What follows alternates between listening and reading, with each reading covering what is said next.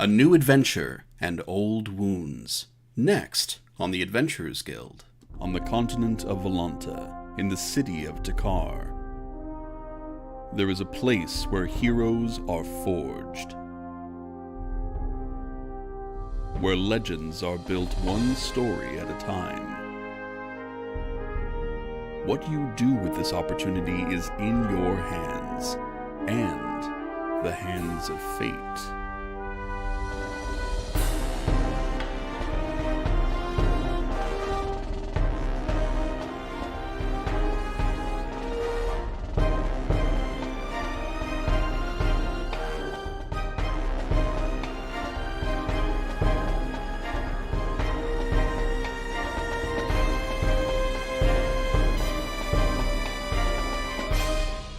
The Adventurers Guild.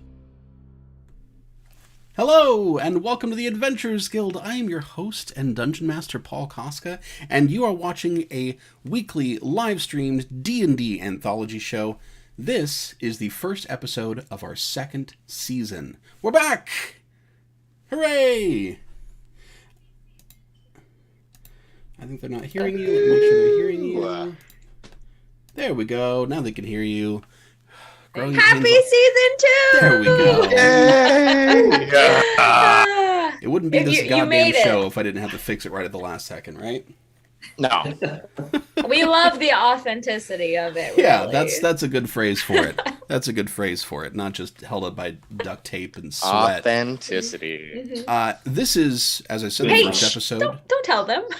No, you know what? If I have to experience the pain, I won't do it alone. They do too. This is also the first episode of this current mission. Just lots of firsts, all the firsts. And before we jump in to tonight's adventure, let's go ahead and say hello to all these wonderful players. Hello, players. Hello, hey guys. Joining us on this mission, we have Lauren, Nicole, Nico, Zach, Justin, and Chase. This is one of the first missions in a very long while where we have no new characters. True. Who needs them? All of these characters are returning from recent missions or from far ago missions. Just all kinds of interesting stuff going on. I'll be interested to see how the party dynamic comes together. How excited are we to dive into, for those of you who remember these previous missions that we're touching on tonight, how excited are we for that? I can't wait to cry! Yay! Lauren? It's just us, Nico! Yep, it's us. We're so ready for this. Great. I'm worried, but it's fine. You know, I think worried is not bad. Like, that's a fair place to be. I think that's warranted. Worried is safe. I mean, really, can we be real? If you're like, the synopsis involves serial killer, like, it's gonna be like, a little worried. Wait, it does? Warranted. It sure does. Let me. You know, for those who saw the last mission of season 1, it was a little lighter, a little more whimsical, perhaps. Yeah. Got it out of my system. Just done with that for at least 15 episodes, and now it's gonna get real bad. So. Yeah. I hope I walk away scarred. That is my goal. What mission doesn't Hasan walk away scarred is what I really hit it on the head. Yeah, there we go. Yeah, you're right. I'm just hoping for a cupcake moment. Like either no promises. Either physically or emotionally I feel like if any is, cupcake happenings are happening, it will be this episode, because I think from that point on they might not. Who knows? But I think with that, we should go ahead and jump in. And as I do that, players, if you'll go ahead and change your display names over to your characters for this mission, while I start some music and make sure it's not too loud. It's kind of loud there too. Great. That's the patented me. It is late spring, and the city of Takar is in full bloom. The streets are filled with locals, tourists, and vendors from all around.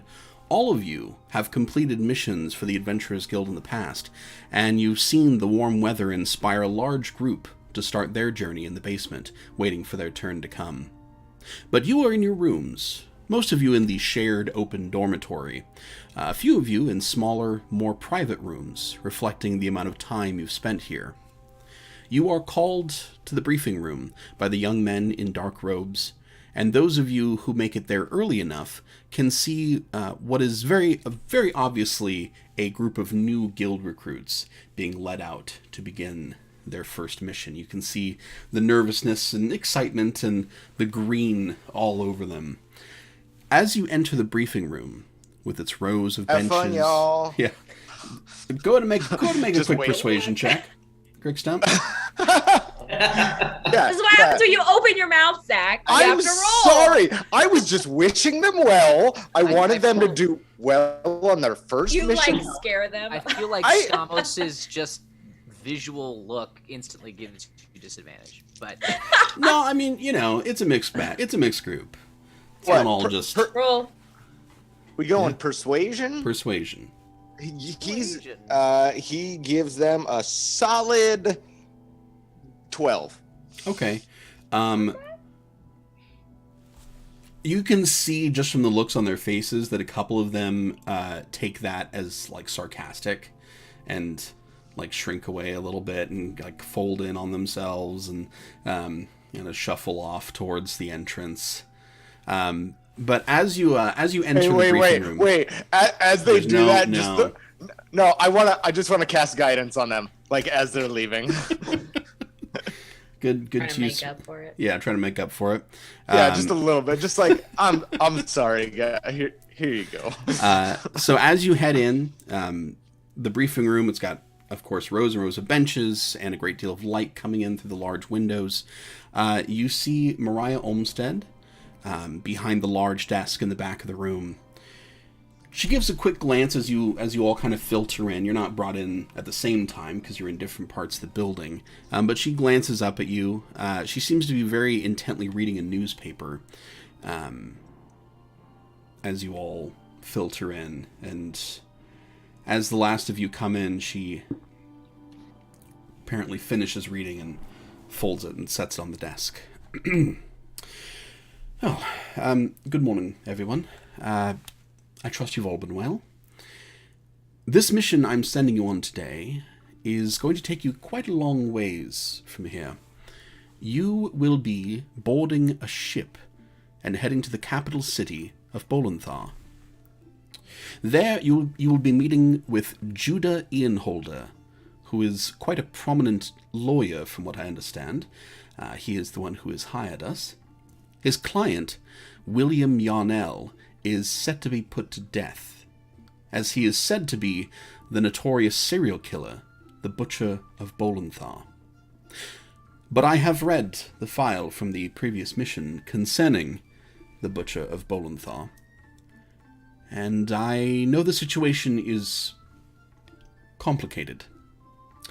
Am I correct? Hason and Skamos, you were both on that mission to Vansha last year, correct? Yep. I try and forget about it most of the time, but yep, sure was there. Can understand that. I think it might be helpful for all of us if you could recount at least somewhat the events that you saw on that mission. Skamos will actually check in with Hasan just visually about you want me to do this? Are you cool? No, I can. Yeah, if I leave anything out, feel free to fill it in. Now? Yes, please. Like you want me to tip up? I think it'll help the rest of your party to have a more first-hand account of what we know on the subject so far. Of course. Well, we were sent to this city. I don't remember. Lauren doesn't remember what the name of the city was, even though you just said what it was. Yes, Vansha. Hired by a man named Alexander Lehane, and he claimed his house was haunted and wanted us to get rid of the ghosts for him, who were disturbing him. We did some investigating, and it's not necessary to go into all those details, but came to discover a hidden study of in his house that contained a sort of journal of newspaper clippings on killings in the capital of this Butcher of Bolanthar, and a box of mismatched jewelry, which seemed to be like sort of murder trophies, if you will. And it turns out we spoke with one of the ghosts, and it was the ghost of a woman who had died by the butcher, and she claimed that this man, Alexander, was the Butcher of Bolanthar, and, well, we just sort of let them take their revenge. It was a day of spirits or some such, and they could pass over the border between this world and the next or whatnot, and sort of take their revenge, and Skamos burnt the house down afterwards. Yep. I believe. Good man. Good man. So, as far as, I mean, he died. This man died in this fire by these specters' hands. And that was that. I mean, I don't know if I left anything out, but Skamos, do you have anything to add to that? Yeah, that was most of it. There was certainly the spirits seemed very certain that this individual was in fact the butcher, and all of the spirits that came with her. But as far as Alexander would say anything, he was just wanting to not die, but never confirmed that he was. But, you know, paperwork in the study and everything. And then shortly thereafter, me and another one of our individuals went to Bolanthar's ourselves to see if we could suss up any kind of information. But most of it was many dead ends, so it would be more interesting to see what exactly has come alight as some piece of evidence that has proven this individual to be put to death for being the butcher. Now, Nico, I do remember way back then, I actually did have you to so roll long ago. To see if you could gather information. And what I remember is that because Bolanthar is so heavily populated by humans, that you two, they weren't giving that much. They were not very forthcoming. Now, what you did, what you did learn is that you did confirm that Alexander Lehane went to the university there in that time. There is no indication that he was on anyone's radar as a suspect for being the butcher. Can Zach just ask like a side question? How old, or actually, Crick will actually. Oh, can I ask how old was this Alexander character? Wasn't he like in his early 30s? Early 30s, yeah. Okay, Yeah. okay. I just never mind. Just something crossed my mind. We don't need a second. Have a second thought about it. Can I ask a question? Just this character, my character wasn't there, but I was there. And did they not kill him? I thought they killed him. No. Yeah. Well, like the ghosts did. He did not survive. One way or another, he did not survive. Whether it was the ghosts or the house burning down. I was confused. I was like, is he alive or is he okay? No, he is super dead. That guy, very much dead, and not the individual who has shown up in Bolanthar. I am curious though, Paul, is there any kind of role or something like that for did this name, so this guy who has been accused and is being put to death, did that name ever come across? Oh, while you were investigating. Yeah, that's fair. I can tell you, even without a roll, that this is totally out of the blue for you. That is not a name that you ever came across. Interesting. So Skamos will also say that, which is, while we were there, we certainly sussed about for any other information related to other potential people that could have been the butcher, and this person never even remotely came into the lens of that, so it's certainly curious as to what Crickstump Please first. go ahead. I was just gonna say, Mariah. So, are you sending us as kind of an envoy since Skamos and Hason here are kind of like key witnesses in this trial, or what? Oh, I certainly hope not. It's Well, not. I'm just saying, like, if this guy's, under the accusation of being the Butcher of Bolanthar, and you two were on the mission that pretty much discovered who the actual Butcher was, I hate to bring up any sort of subjects that might be there, but it is a fair question, if I do mind. I think it's a fair question, but at this point, I would imagine that testimony of that kind is not going to be very compelling. I think what will be compelling is some sort of evidence in the city, if that is to be found. Also, All right. just Well, go ahead. Go ahead, Nico. And just I was just curious, just for the sake of more information, you probably would have mentioned to it, but there have been no murders in any lens of the Butcher's MO that have happened in the last year that have come alight in the appearance of this individual? Yes, I had the same question. My details on it are limited, but my understanding is that Mr. Yarnell was put in prison after a young woman turned up dead under the same kinds of circumstances. Well, After Alexander had already died? Yes. Could it just be he's kind of like a copycat, I honestly don't know. But Mr. Ianholder firmly believes that his client is not the Butcher, and it does seem that there was compelling evidence corroborating that. So you are to meet with Mr. Ianholder. Most likely he'll be at or around the prison in Bolanthar, and assist him in gathering whatever evidence might exist in the city to attempt to save Mr. Yarnell's life if that evidence does indeed prove that he did not do it. You will each be paid 40 gold upon your return, and your first stop from here is Grey Crossing to the southwest, where you will board a ship called the Bright Bell. That ship will take you to Bolanthar. The captain will be expecting you. Our resources for this mission have gone to the ship, so I don't have anything else to requisition for you. But do you have any other questions for me? Will we have any downtime once we get to Bolanthar, or is it all just mission? I would be very surprised if you have any downtime. All right. I haven't seen my young sibling in a little while. I would say that after the mission is complete, certainly then the time is yours. But I would bet that time is quite short. Okay. I'll focus and then have a little downtime after. Thank you.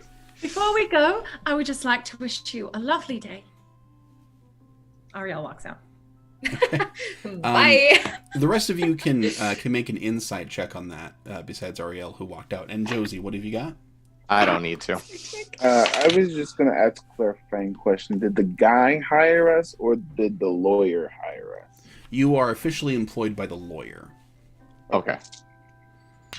Interior, I'd like to ask, how technologically advanced is this city we're going to? Well, I think I understand the nature of your question. Bolanthar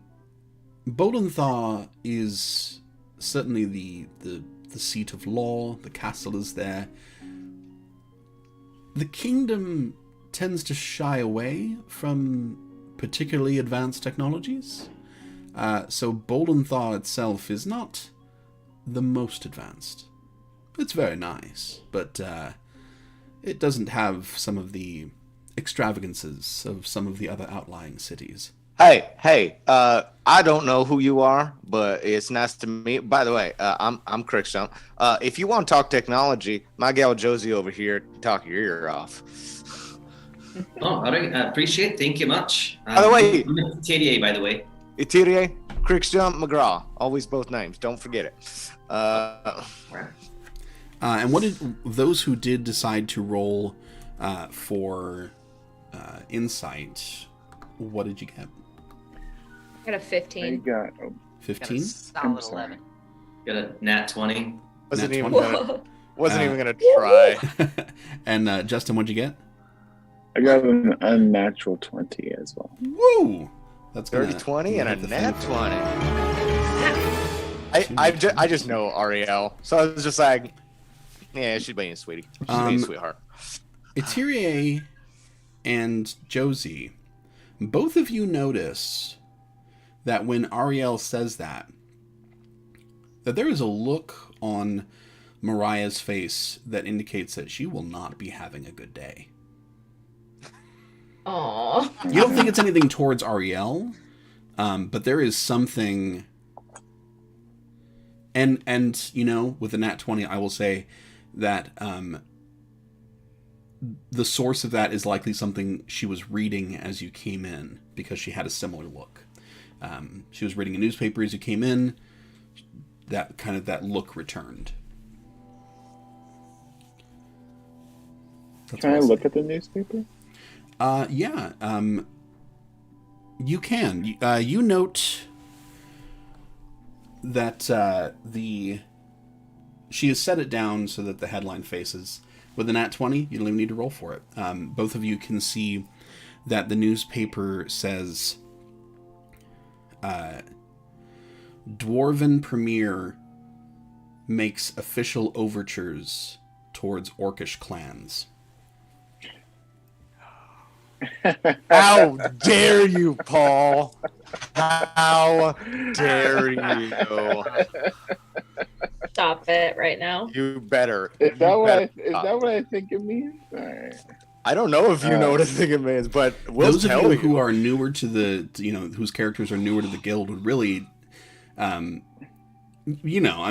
if you had some experience with like the geopolitical thing, you could clue into the understanding of that, but that would only really ring for those who are here for quite a while. But yeah, that's you think that's why she's upset in reading that. Paul, just as a side note, I hope we double back to that in the future. Just saying. You know, it's all happening. Yeah, I will say it also mirrors current events. So I don't know if that's what you were thinking. Well, that's definitely not what I was thinking. Oh man. But Whoops. accurate. wasn't quite intended. It's okay. It's okay. You're fine. But to clarify, that's not what you meant. Yeah, This is to a reference clarify. To clarify, I guess to clarify, fuck Vladimir Putin. I guess if I need to clarify. I don't think we needed to, but yeah, it's always good to be just said. in case anybody had a question on that. Hey, Son, you had something? Yeah, Lauren has a question, then depending on your answer, Hasan may have a question. Okay. From the last mission, from the Alexander mission, did we bring back the book and jewelry as evidence? Didn't we?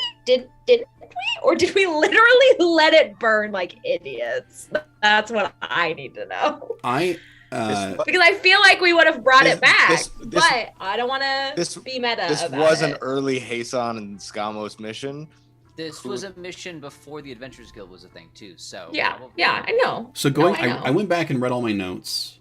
To my understanding, it was still a guild mission. There was no physical evidence brought back.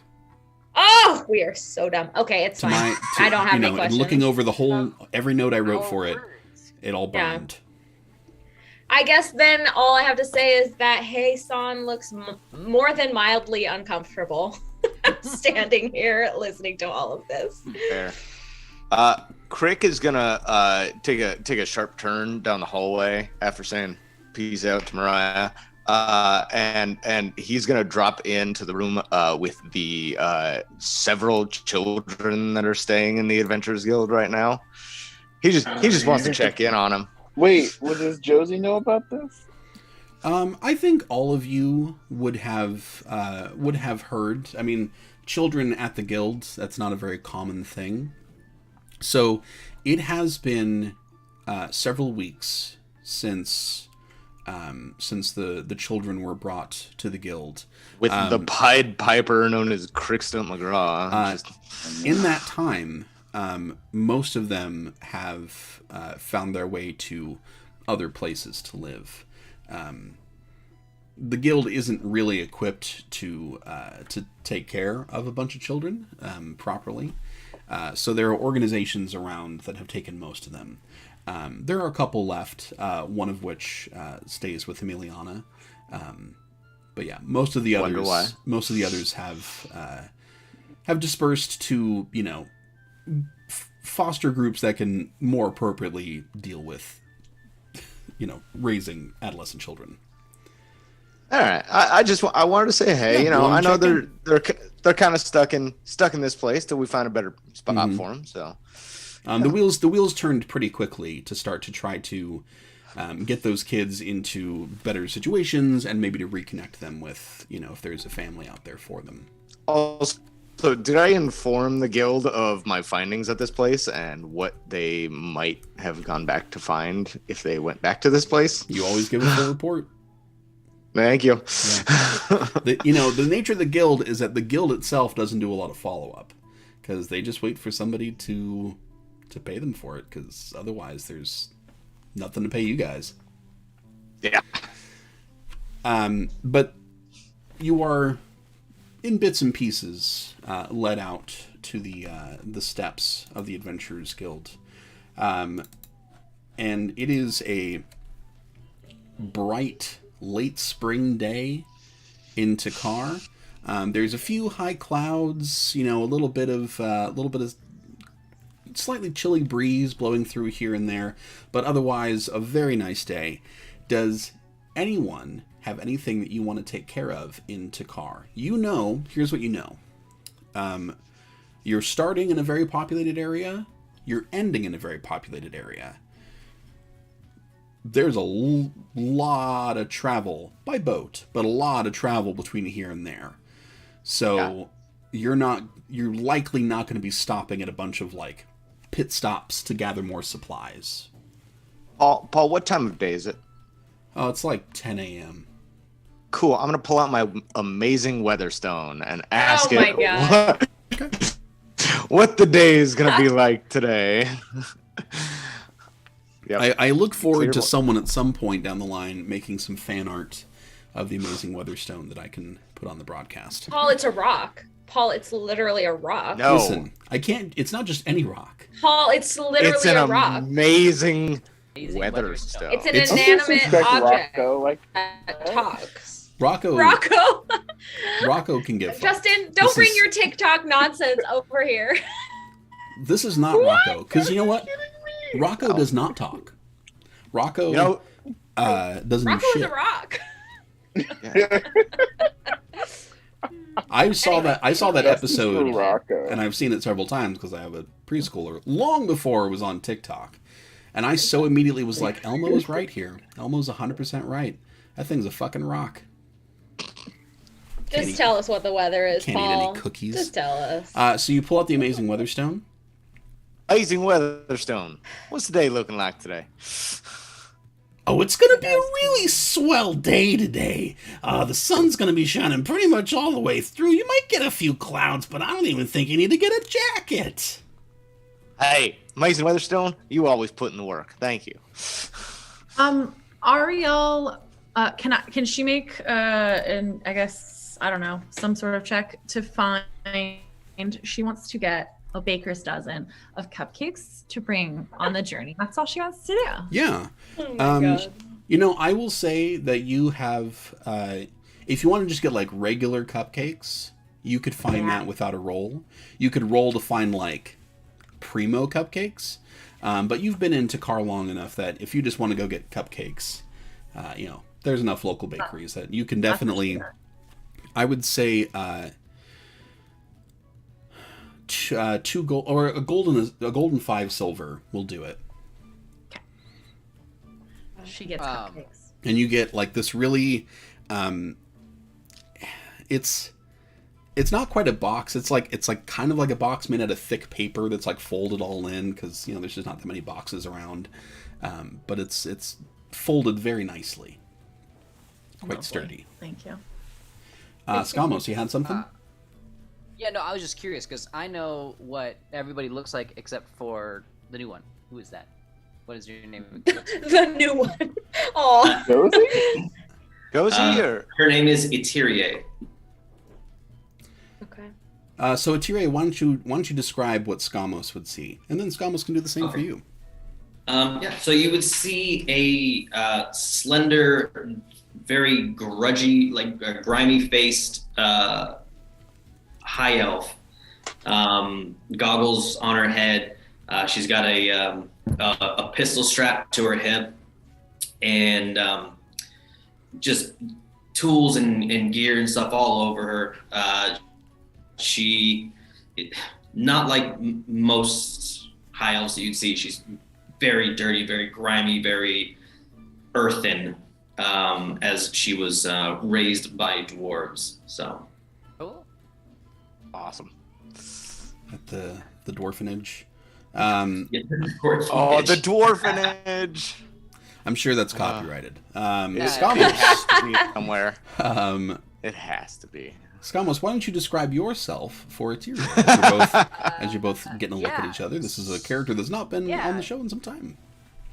In some time. Yeah, so if you would look at Skamos, there's the classic things that tieflings look like. Horns, tail, red skin, all that kind of stuff. Skamos doesn't look like that at all. He looks like a really, really warped version of a tiefling.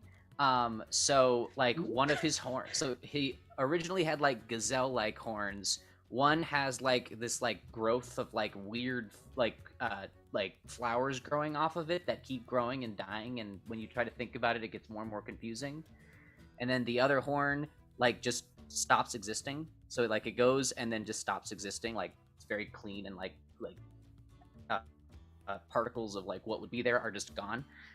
His skin is blue. And then like his whole body is covered in like arcs of like lightning and just basically a whole smorgasbord of things that go across his whole body. He's in like kind of really ratty, torn up clothes. And then his tail actually looks far more like a vine that has like growth coming off of it as well. So he's just kind of an anomaly of all kinds of things, and his eyes are just empty silver. There is no pupil or anything like that. It's just silver for his eyes, and his hair's red with a goatee. Okay. All right. The blue skin wild magic is always the funniest, because are you really going to take the time to get that fixed?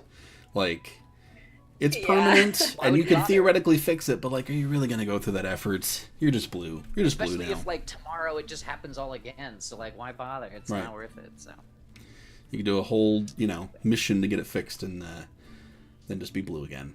All right, so Ariel has headed off to get cupcakes. Is there anything else that anyone else wants to do? Wants to take care of? Let's start with Atire. Atire would like to try to find a grappling hook and a pair of manacles. Okay. I bet there's actual prices for stuff like that.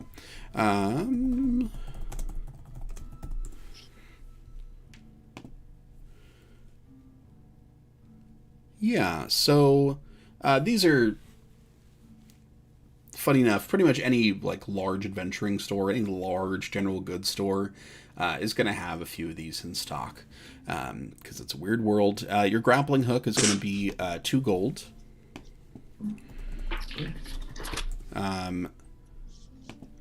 And manacles, you can find those for 5 silver.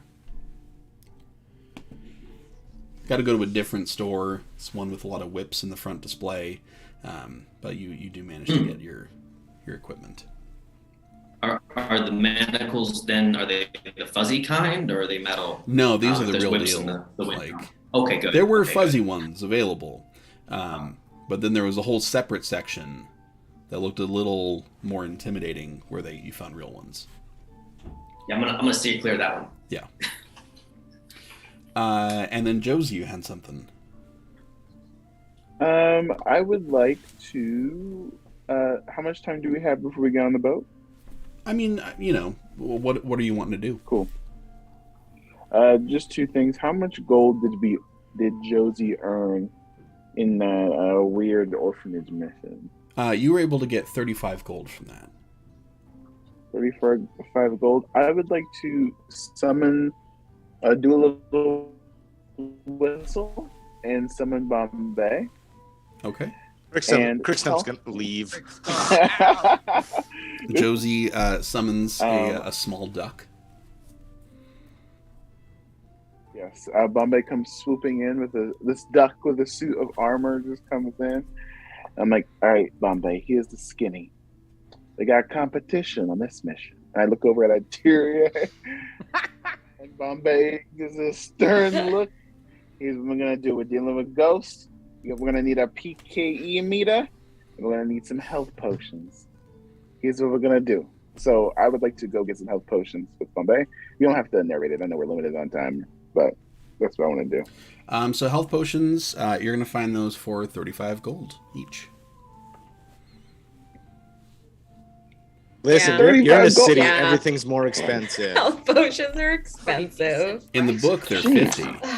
In the book, they're 50. Paul is nice to Why are they us. Like 50 in the book? Paul loves us. So I can tell you the why fact they're that so expensive is because they're technically a magical item, and magical items in D&D, the costs for those is fucking absurd. You want to get something enchanted? Great. You got 10,000 gold lying around? No. Because that'll buy you like one This is a arrow. racket. Josie, Can't waste all my money. Okay. I have a healing potion. Can Would you like it? Aw. do I trust it? Yes, I take it. Aw. Hi. You can throw a vibe check on it Josie if Earhart, you really want Mr. to. Modas. I would like to shake Ariel's hand. Kind of do a little inspection of the health potion to make sure I'm not being fed a friendship mushroom. From what you can see, it checks out. It's legit. Potion of friend. Oh, perfect. Perfect. Yeah. If So I need you, anything, here's my card. as if you're not traveling My together. card. Yeah. Hey, Thank you. gotta expand the business. You know, Mithril Motors. It has to come around eventually. Don't worry. Don't you worry. What line of business are you in? You know, I get around. I'm a handy woman myself. You know, women in STEM, and I work a lot with steam. You know, steam powered things. Hey, I built the first ever in this entire world cart that moves itself. All you need is some water. Pretty easy. Oh my god. I love water. It moved at like a mile per hour. It was slow as hell. And it was still faster than you.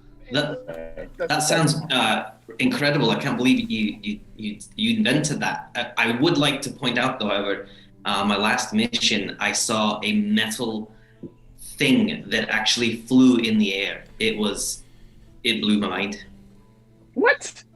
I haven't invented that yet, so that's impossible.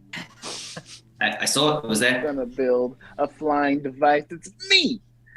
And I would like Bombay to give you the death stare. Keep an eye on him, Bombay. Keep an eye on her. That's a cute duck. So by this point, Ariel, you had come back with your cupcakes. You said a baker's dozen, correct? I'm offering them. Who decides to take a cupcake? It has to be asked. Are they poison? Are they not poison? I'm scared.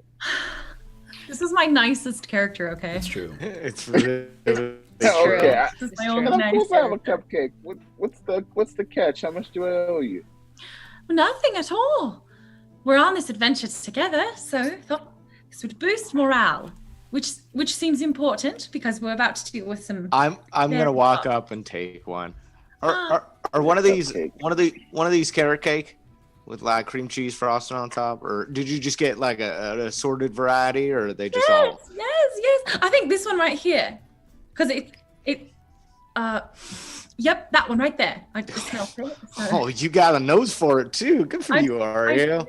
I like my sweet very much. Yeah. I love going on adventures with you. You bring that spunk and that sort of just genuine kindness that the whole world needs. Hey, Son, do you decide to take a cupcake? Hasan does not take a cupcake. He politely declines. He does not feel like eating a cupcake right now. She's gonna set one aside for you for later. Thank you. I'll probably be hungry in a day or so. Crick is just gonna stare in disbelief at Hasan right now. What? Why are you looking at me like that? Okay. Should we go? I don't want to waste too much time. Yeah. Is there anything else anyone would like to do here in Takar? I'd like to ask if there are any more cupcakes with an earthy kind of tone to them. There are. What would that be? I think I probably What's more earthy than a carrot cake cupcake? That's about as earthy as it gets. The most a chocolate zucchini I cupcake. have one. This is zucchini little, bread. spicy ginger. With like a little, Yeah, like lemon flavor to the frosting. Yeah. Oh, you may run this world, but you don't know everything in it. This is true. Come on. This is true. I'm not a That sounds cupcake lovely. expert. I've just seen seasons after seasons of Cupcake Wars, but you know. Yeah, but were there ever any ginger cupcakes in there? Okay, I'm Yeah, sure like there a were. ton. Like a ton. There were. I What made is, it up. Like the most That's what it sounds like. like just super way too sweet, like just way too sweet cupcake that's in the. Oh, Skamos, I think we'll get along very well. No, Scott was not asking this. This is me asking. Which one is there? One that clearly looks like it is the one that is the most. There's one that's like, it's like, like vanilla with like white frosting with like sprinkles, and it like kind of Like birthday cake. Yeah. Awesome. So Super yeah, birthday cake. while everybody's having this conversation, a like weird, like a like super like freaky looking like mage hand will come over, and it's like got like weird like flowers growing off of it randomly and everything like that, and it just reaches and grabs that cupcake and it floats back over, and Skamos takes Wow. the cupcake. Love it. I like how we've spent like a good 40 minutes on this mission, and yeah. like a quarter of it's just been on cupcakes. Okay, I did not contribute, shockingly, to this, so That is because not my fault. this show is pretty much just like your game at home. It true. is just as much Full of bullshit nonsense. as your home game. And I think that's what makes us special. All right. So cupcakes are distributed.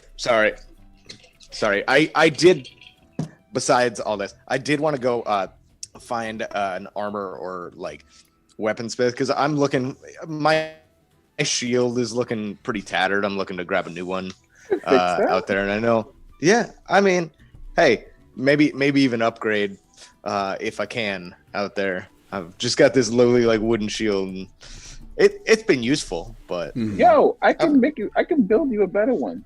nah, Josie, it's okay. I got some coin, and I like contributing to local businesses. Small businesses are what keeps this country going. I'm not a small business.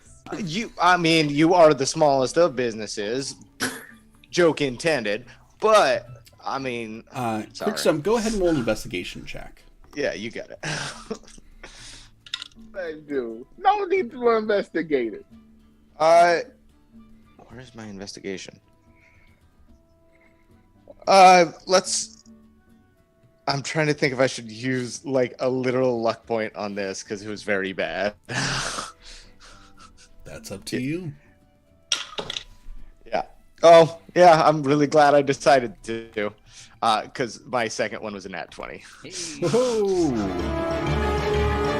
I think Paul needs an animation for 20s, dirty 20s, and it's the same animation but covered in mud. Mud leaves trails of dirt on the screen. Mud is what I was thinking. That definitely sounds like a good use of my time.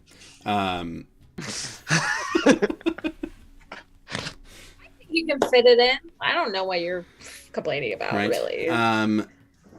Well, perfect. Then you, with that nat 20, you scope around for a little bit as cupcake discussions are happening.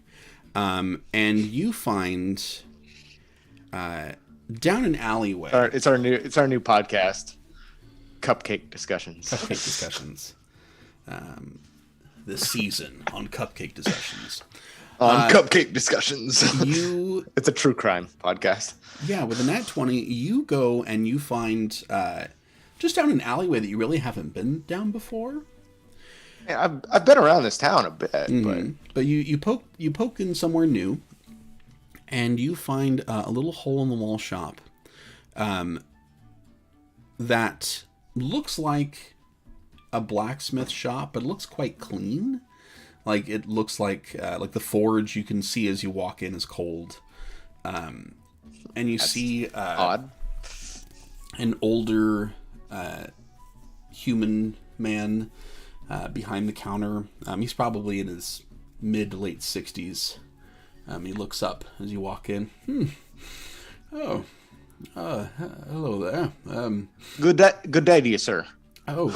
Good. Sorry, it's been a moment since I've had a customer. Please come in. I can't see why not. It looks like you got a perfectly good forge in here. Well, truth be told, I think my forging days are a bit behind me, but I've got a bit of stock left to sell before I close up things for good. Are you in the market for something? Oh, I am, and I take out my shield. It has like dents in it and like chips like all out of it after so much use. Be like, well, truth be honest, sir, I'm looking for new shield. I'm typically not the most hardy of individuals, so when I'm out in the field, it's best to have something good to protect me. He picks up your shield with a very concerned look, and he says, "This is taken quite a beating." Well, I mean, I've been out there. I'm part of the Adventurers Guild. I'm sure you being a smith and all, you've probably worked with plenty of adventures coming through there. I've definitely heard of the group for sure. Well, I do have a shield that I've made that, well, it certainly would protect you a little better than this. Well, he that's what I'm saying. I even hold up the shield, and there's like a good like eighth of it that's just a hole. Like it can't even be used anymore. He reaches behind the counter and pulls out this. It's not an especially large shield. It's about the same size you had before, maybe a little bit smaller. But it is really beautiful. Looks like very hard iron banded wood, and it has like a big metal circle in the middle of it. Wow, and this is great craftsmanship, sir. Oh, thank you. I'm very proud of the work I've done. This is well, my own creation. I developed this to assist people who might be fired upon from a distance. Which should work just the same as any other shield if a sword is being swung, but he flips it over, and you can see that metal piece in the middle goes all the way to the back as well. And he says, what's in the middle here is a large magnet, and things, if an arrow is fired upon you, it should do a bit of attraction and pull it towards your shield is the idea. Wow. This is, stats-wise, a shield, but with against ranged attacks, it's a +1 shield. Sounds great to me. So +2 normally for all, as a shield, yep. And then +3 against ranged attacks. Cool. And he says, well, I feel like I could do 40 gold for this if that feels appropriate for you. Sir, may I ask? You said you're just about done with the smithing business. Yes. Yeah, and you're trying to get the rest of your stock basically out of here. And I'm just clearing things out. Yeah. All right. You know what? You've been very kind to me today, sir. I'm gonna actually give him 45 Just be like, sir, it's been a pleasure doing business with you. I appreciate If you would like, it's mostly just scrap, but if you'd like to keep that old shield of mine, I'm sure you'll find someone to throw it at. I can. Believe me, you, sir. At this point, I have no use for raw materials, but I do appreciate it. Absolutely. What was your name again, sir? My name is Timothy. Timothy, I'm Crick. Thank you very much. I do hope that shield serves you well. I'm sure it's gonna try. All right. Any other last business, Atelier? Atelier would actually like to pick up a shield as well. Nothing fancy like that, but just a shield. I got one for you. Yeah. Wooden one. Crickstump shield is in workable shape to still use and be as a regular shield, so that's fine. What would you like for it? Oh, screw it. Just buy me a drink when we get to the next town, all right? I'll buy you a whole pitcher. Whole pitcher. God. You know, those guys usually go for like a few million on the market. You got to get a good catcher with it too. But that's 1/9 of the team. Enough. Crickstump falls down a set of stairs. It's because Hasan kicked them down the stairs. I'm just kidding. All right. So I think we are good to begin our travels. Okay. Yeah, I'm gonna make some notes on this shield. So you head out of Takar towards the southwest. It is a lovely day for travel. Being late spring, it's not too hot. So, we're not swimming yet, Ariel. You can't swim beside? We're on the How road. fast? You think we're walking next to a river? We're not on a boat yet. Go on, stay with us. Sorry, It's okay. I got very excited about the boat. You're ready for it. You're ready. So it is a quite lovely day to be on the road. Your armor and stuff doesn't really get too hot because it's not that hot outside. The road is dry, so it's not an impediment, and you make good time. It takes you all the day, and getting into the evening before you reach the town, more like a village, of Grey Crossing. Is there anything that you would have wanted to be doing on the road, or just like really focused on getting there? Yes, Josie. I would like to be working on a better shield. I would say What a shield while walking. yeah, though. I would say that while walking, that's not really going to be possible. I would like to be researching shields. Okay. To make a better reading shield. a book about you. I would like, I would like manual. to stare down Crickstump shield to see if I can reverse engineer it. Okay. That's what I'm doing. Oh, I would happily tell you about it. You wouldn't have to Hand it to reverse you? engineer it. I could just tell you what's going on. I'm sure you would. I'm gonna figure this shit out.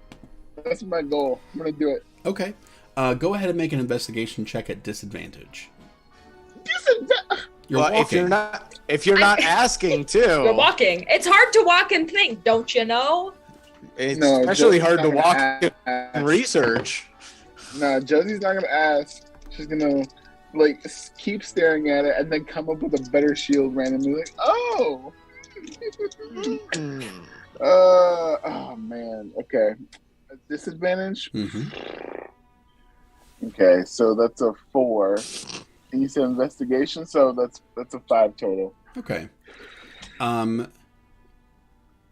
You do a lot of staring Made of at wood. it over the day, and the more you stare at it, the more frustrated you get, because you come to absolutely zero conclusions by the end of the day, and in fact, you have essentially wasted a day. Oh.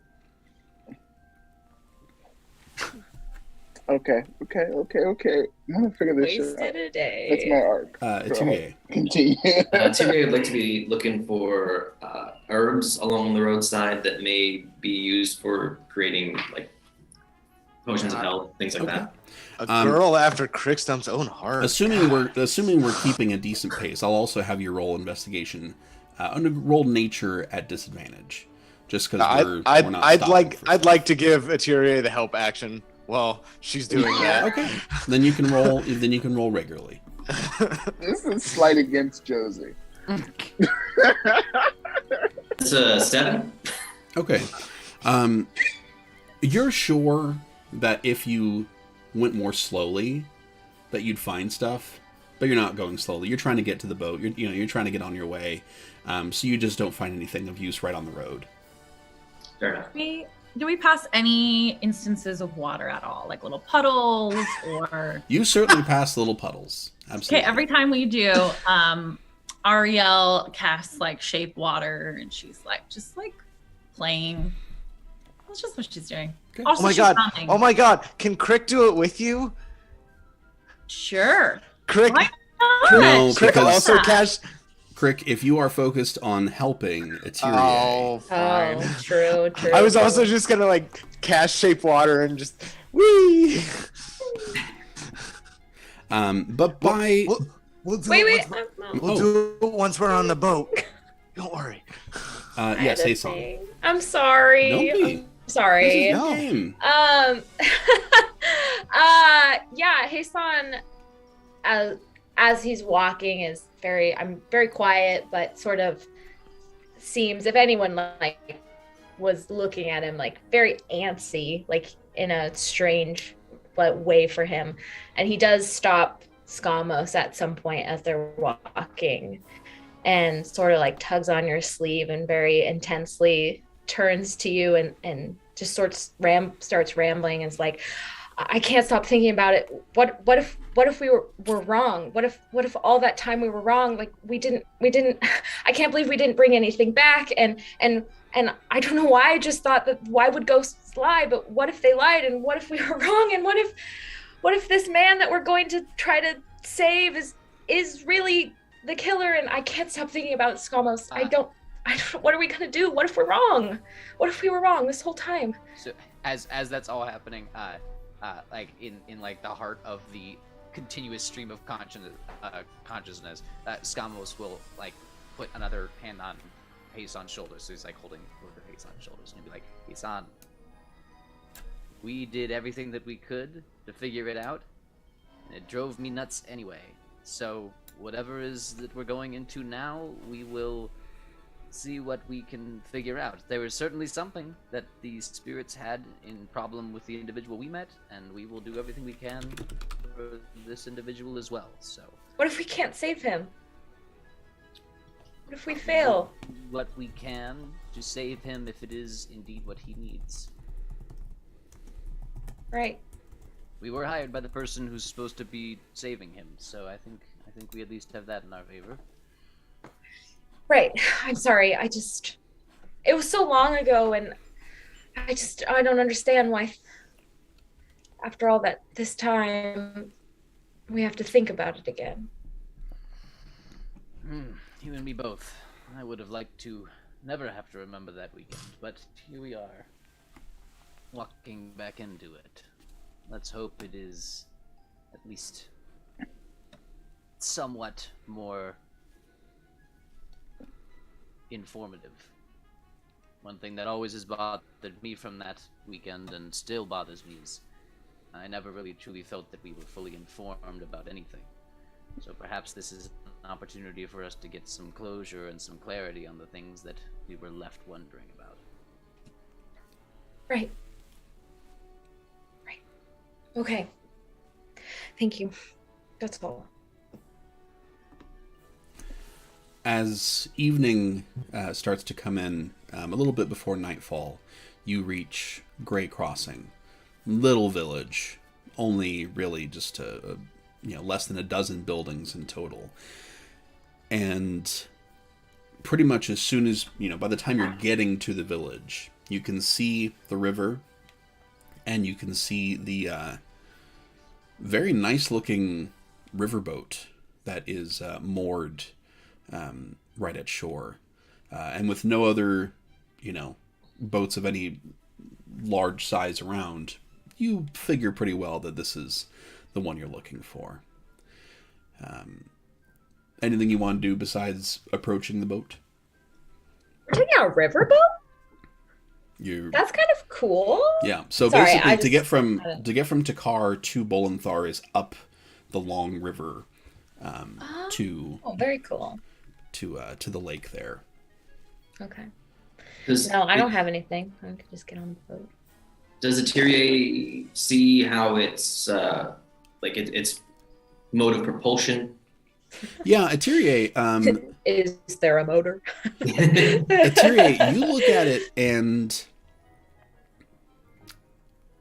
it doesn't make a lot of sense to you, because what's on the back is a paddle wheel, like a large, very nicely crafted metal paddle wheel, which doesn't do upstream very well. The physics of that doesn't quite work out. So you're really not sure how this boat goes. Okay. But as you all approach, you see a humanoid figure on the boat. Looks like they're getting things ready.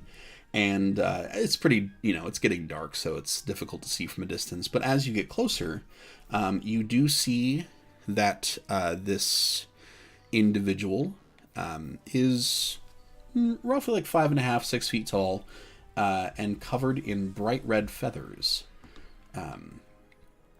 Wearing a nice full set of like clothes, dark shirt and leather breeches, big wide brim black hat. But this appears to be a Kenku.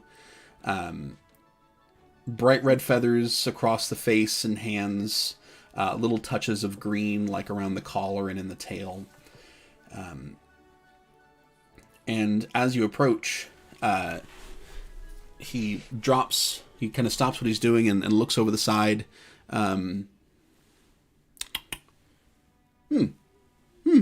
Ready?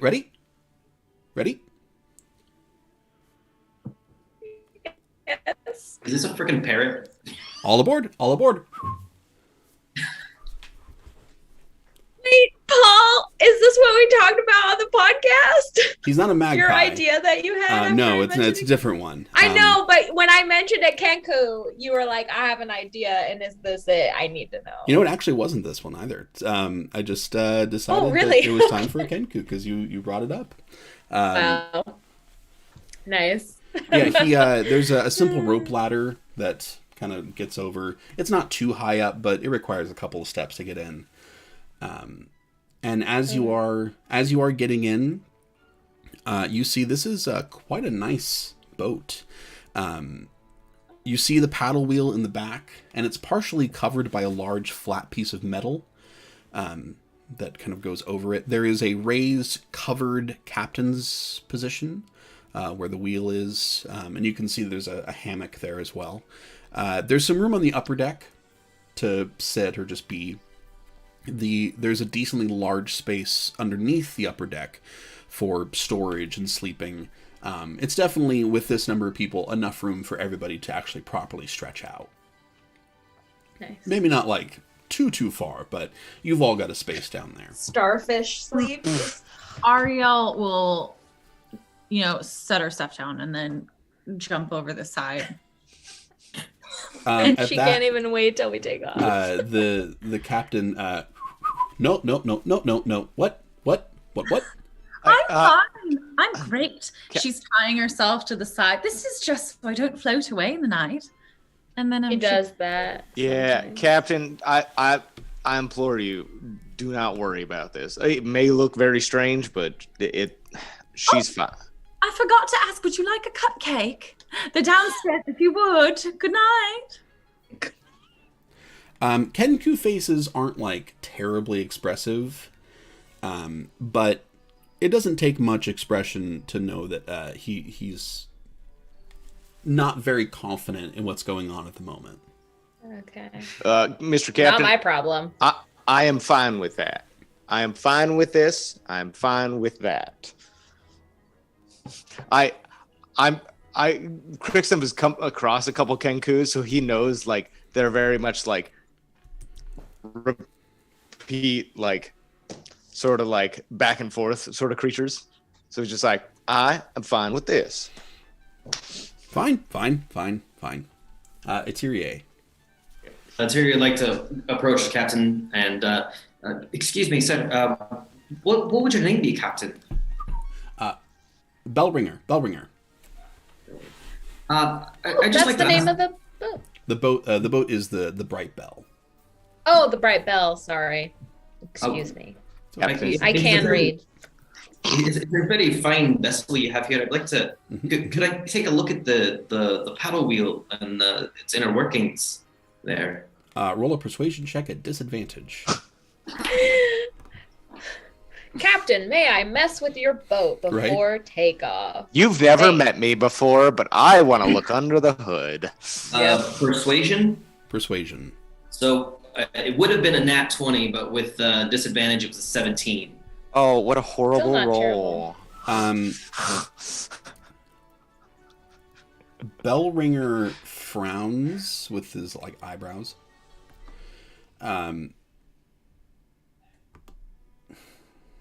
He says, I won't be tinkering with it. I just want to have a look. Look. Yeah. Okay. As you start to settle in, get your things on, Bellringer goes, unmoors the boat from where it's been sitting, and goes up to the captain's position. Where's everybody at? Ariel is over the side. That one was obvious. Who is staying above deck? At least for the moment. It's not sleeping time yet. I would like to have a Titanic moment on the nose of the boat with Bombay. Okay. The railing does go up just a little bit above you, but you are able to have that. Nice. I'm still thinking about that shield, but we're having a moment. Is anybody below deck, or does everybody just stay above deck besides Ariel? Where's the propulsion unit for the boat at? It's in the back. Like the back. Would it have to be like above or like outside of the ship to take a look at? No, you're on the deck, kind of Okay. leaning over, taking a look and seeing what's going on. Okay. And Hasan, you're down below. Yeah. Okay. Skamos wants to keep Hasan company, so Skamos is also down below. It's also where he's more comfortable, familiar with in boats. So in that case, Hasan and Skamos, you don't really see anything because you're down below. Ariel as well, you don't really see, like, you kind of, you're on the side. Bellringer goes up to the captain's area after it's unmoored, and at first the boat just doesn't move. It's going upstream, nothing really happens. He reaches above his head to like a headboard up there, and a gem that's embedded in the headboard glows. This like red ruby glow. And suddenly there is this huge rush of water. And Eteria, you get to see it kind of up close. You see all of a sudden, right underneath that flat metal plate, just this outpouring of water coming from nowhere, which very quickly spins the wheel up. The paddle wheel starts to turn quite quickly, and the boat lurches forward and starts to fight the slow current and begins moving upstream. Ariel, what do you have a swim speed specifically? My swim speed is 30. Okay, so you are like struggling to keep up. Whoa, but she's tied to it. Yeah, so you're not going anywhere, dragged? but you are like Like a jet ski. As you start to get a little more tired, you're like fading back, and eventually like you're like nearing just being in the wake. Just there's all this disrupted water just hitting you. It's not a slow boat. Nice. That's good. So it's up to you if you decide you can stay there safely. Because can you breathe underwater? You betcha. Yeah. So you're not at any risk at the moment. You could just be there. But it's not like the most pleasant, undisturbed water activity. How you doing down there, honey? God, she's like, you just call up if you need anything. All right. Have fun. And she's like, Crickstump's the dad driving the boat, who's like pulling the teenager on the raft, being like, On the "You good?" and the just inner tube, floors yeah. it. You good? So true. This summer I was that. whipped off the back of a jet ski by my dad, so I completely understand. Like, yeah, great times. I hate that. I don't swim very well. Anyway, you begin making your way upstream at a pretty decent pace. And over the next hour and a half, yes, Ariel. I'm sorry, this is a very important detail, but I believe believe this happened last time. She has a really cool, like, holographic swimsuit that I forgot to mention, and I just iridescent. It's holographic.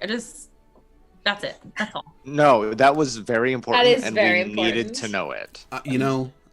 I think the stream was missing something until just then. Was that? And it was that. It was. Holographic It was missing swimsuits. Ariel's holographic bikini. Yep. Did she get it from Ye Olde Sheen? Ye old Old Navy. Ye old Target. Yo, I was going maybe. for trendy stuff. Ye old Navy. Lauren's Oh. shopping like a scrub. You consider Sheen trendy? Targeted. Is Sheen not trendy? Am I? Wait. Obviously, Are you saying Sheen that is like, Target? okay, we're not getting into this. We're not We're getting not into this. spending time on this. Check out the We're not- we're podcast not on our doing it. Patreon. We'll We'll talk spend about it 30 later. minutes Yeah. discussing.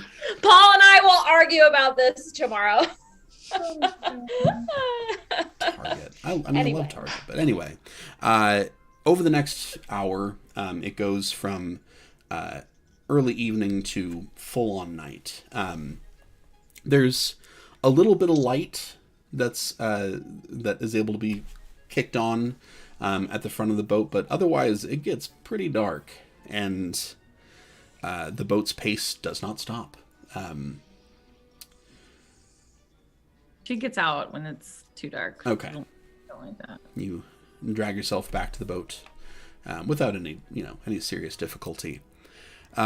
Is there anything that any of you would like to be doing this evening? You're able to basically set up camp and move at the same time because of the boat. I'd honestly like to introduce myself like properly to Ateria, because I've never met her before. Like I've met the other four that are around. I mean, Hason's my bestie. What's up? We're roommates. We decided that, Paul. Just so you know.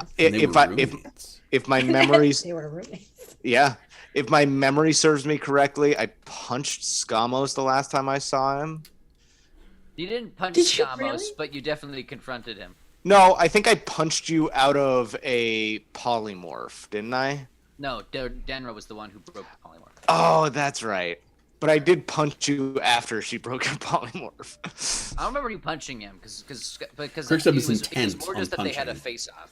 They had a toe to toe. I Seriously? Punched you, damn it. don't think you physically attacked him. I think I did. Anyway. Sorry.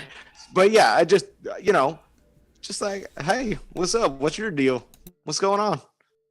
My deal. I don't understand what you mean. Where are you from? How'd you get to the Adventurers Guild? What you been doing Oh. since? Do you like it? Do you hate it? You We just know. want to know everything there is to know about you. That's all. Well, I have to say I've got it's not the most pleasant past, but I mean, here we go. If you want to know, I was with my family.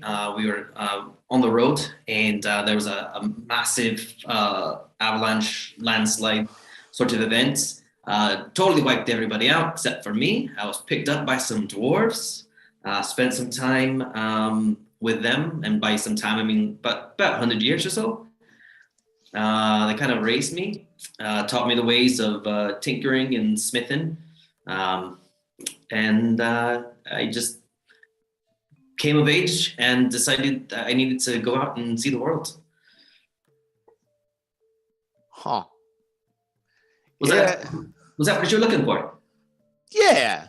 A little more sad than I thought it'd be, especially the beginning part. But hey, everyone's got a journey, you know, and you know, death ain't the final journey, you know. Oh, and I mean, listen, Eteria pulls out her handgun, her little pistol. Hey, I've seen a couple of those before. You ever seen a gun? Yep. What? I do. Yeah, I've seen a couple that look like that, a couple of like big ones too. They got like a big end on it. You could take down a friggin'. Well, this one's nice because I've enchanted it, so I don't even have to load it. It just does it automatically. Awesome. Now, do those enchantments wear out like a normal? Like, can you still kind of bust it up a little bit, or is it still, you know? As long as I don't enchant anything else, it'll keep on there until it's Cool. destroyed. What if you need like special ammo? What? What if you wanted like special ammo? Yeah, you know, ammo. I could enchant ammo as well, but then I'd lose one of my other enchantments. One of your other one? How many enchantments you got? I have 2. Oh, okay. Well, okay, that's not too many. Write that down, Bombay. Write that down. I was gonna say that just as Zach, this is gonna be a very interesting dynamic between Eteria and Josie because they're both like tinker inventor sort of types, and it's gonna be real fun. Oh, the competition. That's all I'm saying. is just heating up. I don't understand what competition. No. Yeah. You're right. Yeah. Listen. Let me help you out. Yeah, maybe you know that shield that Crickstump gave you. Okay. I could, maybe soup it up for you. You know, just help you out a little Do you bit. put like a fender on it? What? Hey, could be kind of tinker around with it, you know. Neon. Give a little boost. Just Can I neon roll like under it. insight or perception to see if I Yeah. how good I feel about this? Go ahead and make an insight I'm check. not lying. Josie's going to make a grease lightning. It's 13. Boom. 13. So Josie, what would be your plan for souping it up? Okay, first I'm gonna mend it, cantrip, fix it. Then I'm going to use my what's it called? Blessing of the Forge. Bump up that AC and make it glow in the dark. And of course, stamp it with your brand. Oh yes, sponsored by. Put that good old Nike swoosh on there. I mean, what? Yeah, I would just use the Blessing of the Forge to give it a +1 AC. Just make it glow in the dark, I guess. Okay.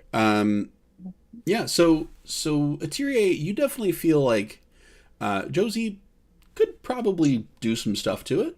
Like, you don't know what that is, but yeah, there's probably some stuff there. Sure. I mean, if you think you could, spiff it up a bit, that'd be great. Can I watch? Only if you can stand the heat coming out of this kitchen. I would like to. I look at Bombay. Goggles on. And he puts his little goggles on, and I put my goggles on. Eteria's gonna put her goggles down too. Scalpel. Bombay hands me a scalpel. Feather. Gives me some water. And I would like to mend the shield first. When mending it, I'm going to put sponsored by Mithril Motors on top, of course. Yeah. I imagine Josie's mending is like the clone stamp tool in Photoshop, where just like every time you mend, it's also stamped with the logo. It's branding. Yeah. It's not mending. It's branding. Branding. it's just like on the edge of the shield, you know. I'm classy, tasteful. you know. It just has like a little sponsored by Mithril Motors with a little duck on it, and then I'm going to keep my hands up, clear. I'm going to like act like it's a what's it called, defibrillator, and poof, and do Blessing of the Forge on the shield. All right. So there's this like red hot like burst of energy, and yeah, after that is done, this is now a until the next long rest. We'll say it's the one after this, to be generous. This is a +1 shield. Oh. So here's what you gotta do. If you want to make it last longer, you gotta keep it in the freezer and keep it cold so it can last longer. What's a freezer? You're right. Never mind. You know, I forgot I'm not in Gnome Town. I get it. Water's very cold. I know. I was just in it. So you like? Well, thank you very much. Do you have anything I could? Somebody asks about the shield, I could pass out to them and let them know where I got it done at, so they can, it's a little bit of Some representation. business cards. Oh, I have plenty. And a business card. And remember, there's a built-in tracking device in every thing that I make. So, little kiss on the shield. Boom. Easy peasy, the lemon is squeezed. Ha! Take device. that, quick stump. Josie becomes Steve Jobs. my +1 lasts forever. You won't. Shut up. Is there anything else that anyone would Experimental like to do here this first evening on the water? Ariel is awkwardly trying to get to know everybody. Okay. Getting to know. Nope, I have to stop. Let's see. Do we? What does sleeping arrangements look like? I don't think there's anyone that just straight up doesn't sleep. But Eteria, you have a trance that you need to take care of. Same here. Same with It's 4 Kristen. hours. You can choose to do that above deck or below deck. That is up to you. Crick would probably stay above deck, just because I know. There's no reason for him to go below it. Okay. Eteria is not hasn't really spent a whole lot of her life above ground, so she's going to go below deck where it's dark and more confined, where she feels comfortable and meditate. Can I ask a question? Yeah. Ariel does have to sleep, but even if she takes a hit for this, she wants to do it above deck because she wants Okay. to. Yeah, I would say just. Are you bringing like your sleeping stuff? Yeah. Yeah, then you're fine. If you're trying to like brave the cold overnight, then maybe you got to roll for it. But if you're just gonna sleep above deck, that's no problem. Like an overhang so she can listen to the. Yeah. For those of you who stay above or end up above, you do see that Bellringer does go to sleep in the hammock, and there is a just like faintly visible, looks like a spectral presence that takes the wheel as Bellringer sleeps. Can I make like an insight or arcana just to be like, are we cool with that? Yeah, you can make an arcana check. Yeah, because You I'm can just make like, a magical vibe check. So arcana and insight. okay, I like that. cool. Well, the insight was is a 5. Okay. But the arcana is a 15. Okay. So,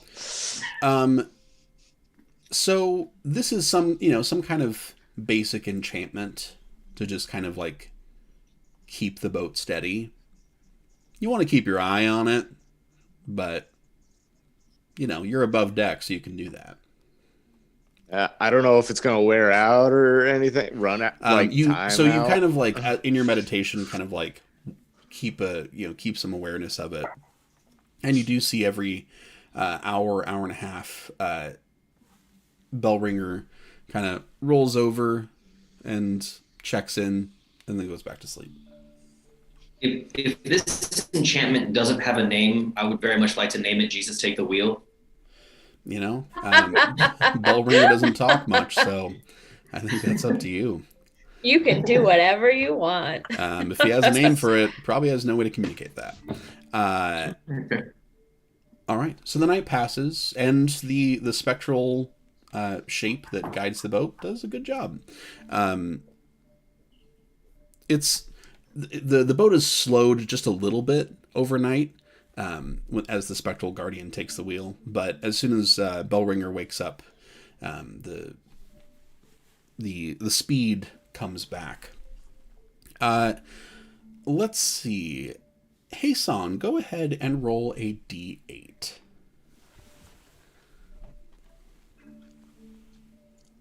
Where is it? A 4. Okay.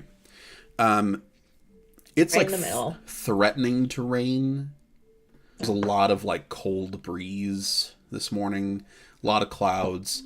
Not raining yet, but kind of just blustery, as Winnie the Pooh might put it.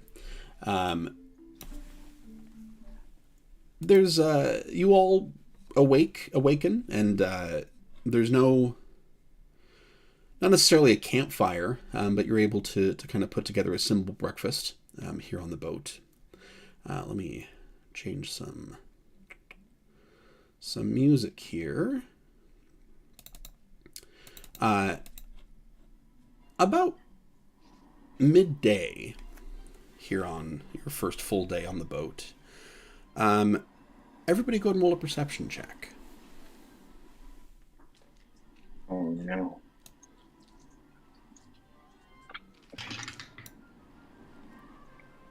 Perception.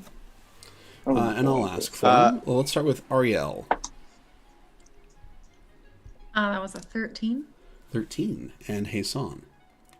Also a 13. Okay. Crickstump. 15. And Skamos.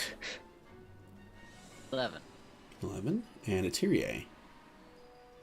That's a 10. And Josie. 14. Okay. We're all incredibly middling. We're all so average. Yeah. So the first indication of anything is actually you all hear Bellringer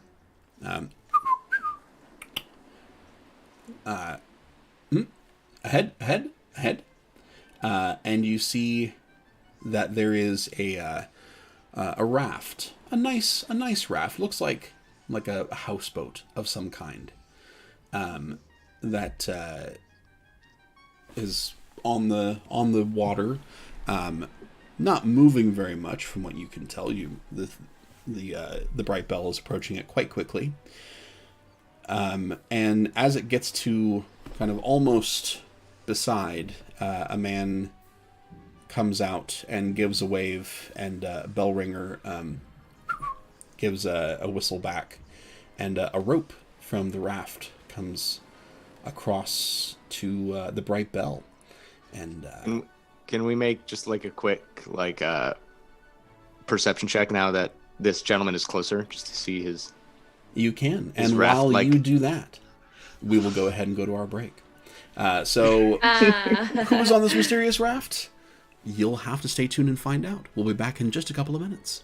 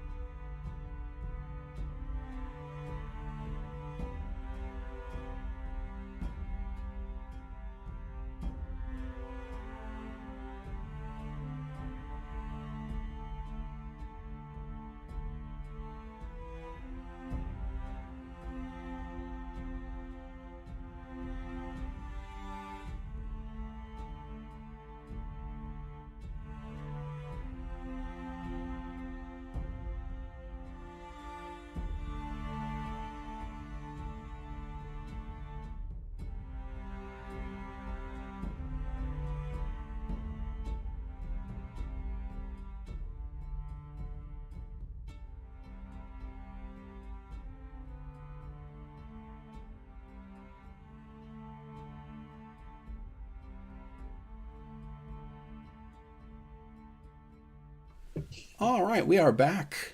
Welcome. Hello. I hope you had a nice break. We did as well. So as we get back in, a raft has just kind of come up alongside the Bright Bell and has apparently gotten the go-ahead to throw a rope over. And as it was a whistle, sure. Yeah. And as Bellringer quickly and quite deftly ties a knot.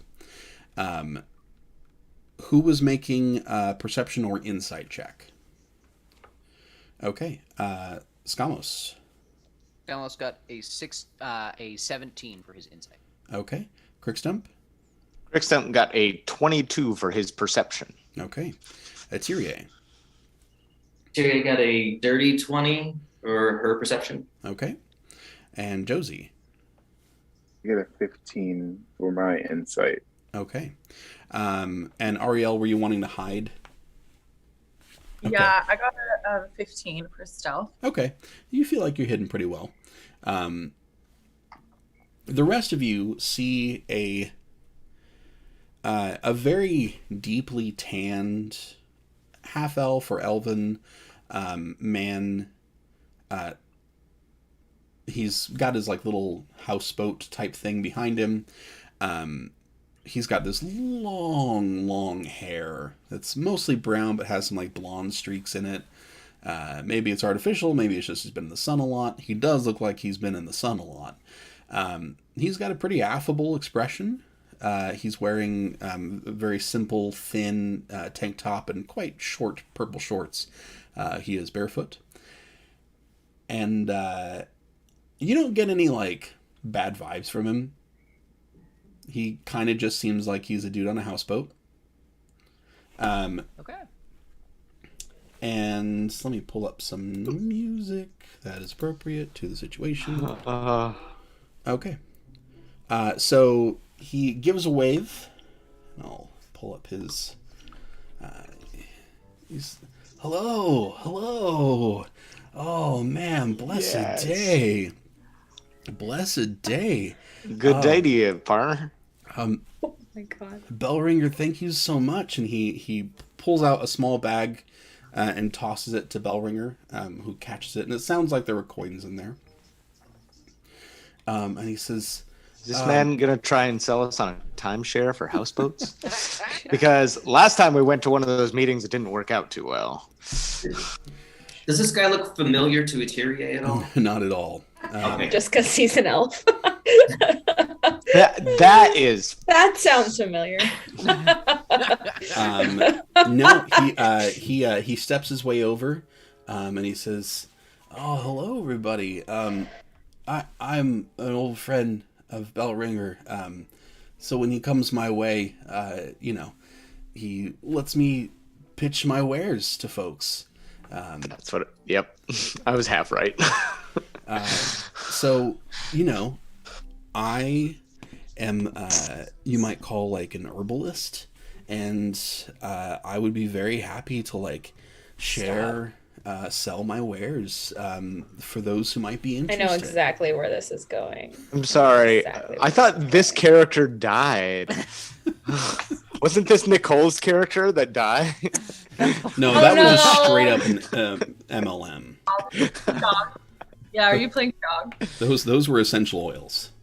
Oh, okay. Yeah.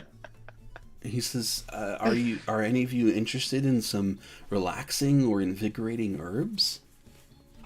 Can Ariel have retrieved the cupcakes, come back out? She's decided he's not a threat. And she goes up to him and says, "Would you like a cupcake?" Oh, I really appreciate that, but I try to only put like real natural things in my body. I don't eat refined sugar. I was gonna guess that he was gonna be like, no, everything from nature. That's the organic. Fine. But free range. But I so appreciate the goodwill gesture that you have given to me, and that really means a lot. That brightens my whole day. What about something that's like half organic? right. And I reach in my bag and I give him one of my mushrooms. He That takes looks it like slowly- very okay. gingerly, and he says, "This is beautiful. Yeah, I grew it myself. I have such a deep appreciation for mushrooms, and this is such an exquisite specimen." And he very carefully puts it in a pocket. Hey, now you be careful when you eat that. It's quite potent. I'm Crickstump, I'm sure he has. It's not my can first handle mushroom. That. Hey, Yeah. you know what? Sometimes people that they can surprise you. What are you selling? You always Hey, start Sam. small. So I'm selling herbs of different kinds. Herbs and different natural products that can relax or invigorate you. And he goes back to his steps back over to his raft and comes out with like a little stand, like a little folding table that he sets right on the edge of the boat. Opens it up, a little case on top, and you see that there are most of it looks just like grass, like bags of like little cloth bags of grass, and there are a couple of other things, a couple of like some bottles of things, and a couple of small vials, and he says, "Well, for those of you who might be looking to get like a deep sleep, like very, very good, undisturbed sleep, all you need is this," and he pulls up a little bag, and this is dream grass. And what this does is when consumed, this gives you a full night's rest in 2 hours less than normal. So however much you need normally, -2. And it is a deep sleep. How much is the dream grass? Also, I must insist that you take this cupcake as a gesture of my goodwill, and you can give it to whomever you meet on your I path. wouldn't want it to go to waste, but just simply because I don't meet that many people here. Just whoever's scooting by, and I want to make sure that somebody enjoys that before it goes bad. But the dream grass is 2 gold. But I've already offered it to you. Impolite, not accept. Go ahead and make a persuasion check, Ariel. I'm gonna lean over to Hasan and be like, "Please, if he doesn't accept it, please just take it from her. Come on." It's not very. It's a 6. He says, "Please." It's such a kind gift, and Hasan grabs it out of Ariel's hand and throws it over the edge of the boat. Well, see, there you go. You could just feed it to the fish, just like Hasan did. I'll take one of your dream grass. All right. Well, there's some complicated vibes coming from you, but here, yeah, that's 2 golds. There's also I give him 2 gold. Well, I'll wait. I wait to pay him because I don't know if I'm going to buy anything else. Okay. He pulls out another. It's like a lighter looking grass, and he says, "This is what I call recovery grass. It just really settles your body and just makes you feel really, really at peace and a little bit of healing. This is on a short rest." Consuming this grass will give you an extra hit die for free. Huh. And this is also 2 gold for those who are interested in it. Yep. Now, Yep.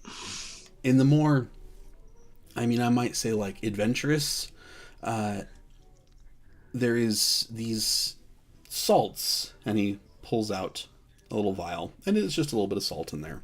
Yeah, bath salt. We get it. These are what I call invigorating salts. I distill these myself, and consuming this gives you 1d12 temporary hit points. Ooh. How much is that? This a vial of the salts is 10 gold.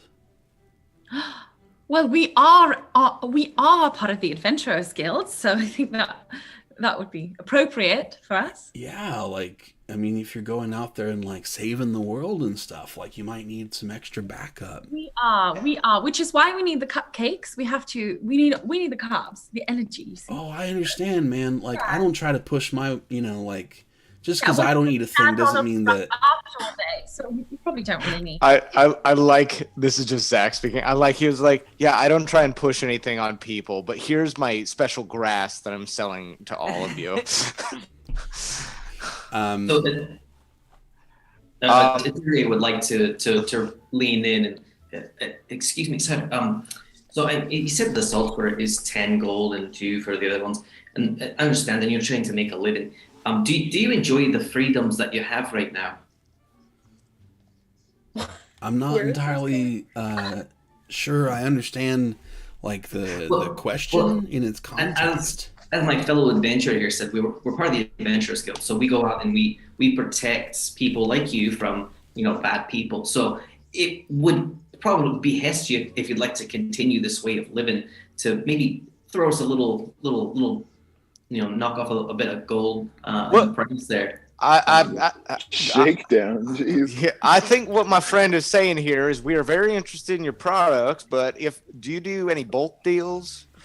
I mean, I don't know that you can soften it that much. I think Etheria, go ahead and roll an intimidation check at disadvantage. Okay. I tried. No, and the first roll was a nat 1, so. He puts a hand on your shoulder and he says, That one. And he says, my friend, like, I understand that the vibes that you're giving aren't really jiving with the vibes that I'm giving. And, that's just like the way of the world sometimes. But, I can appreciate what you do and at the same time, not be like that concerned with it.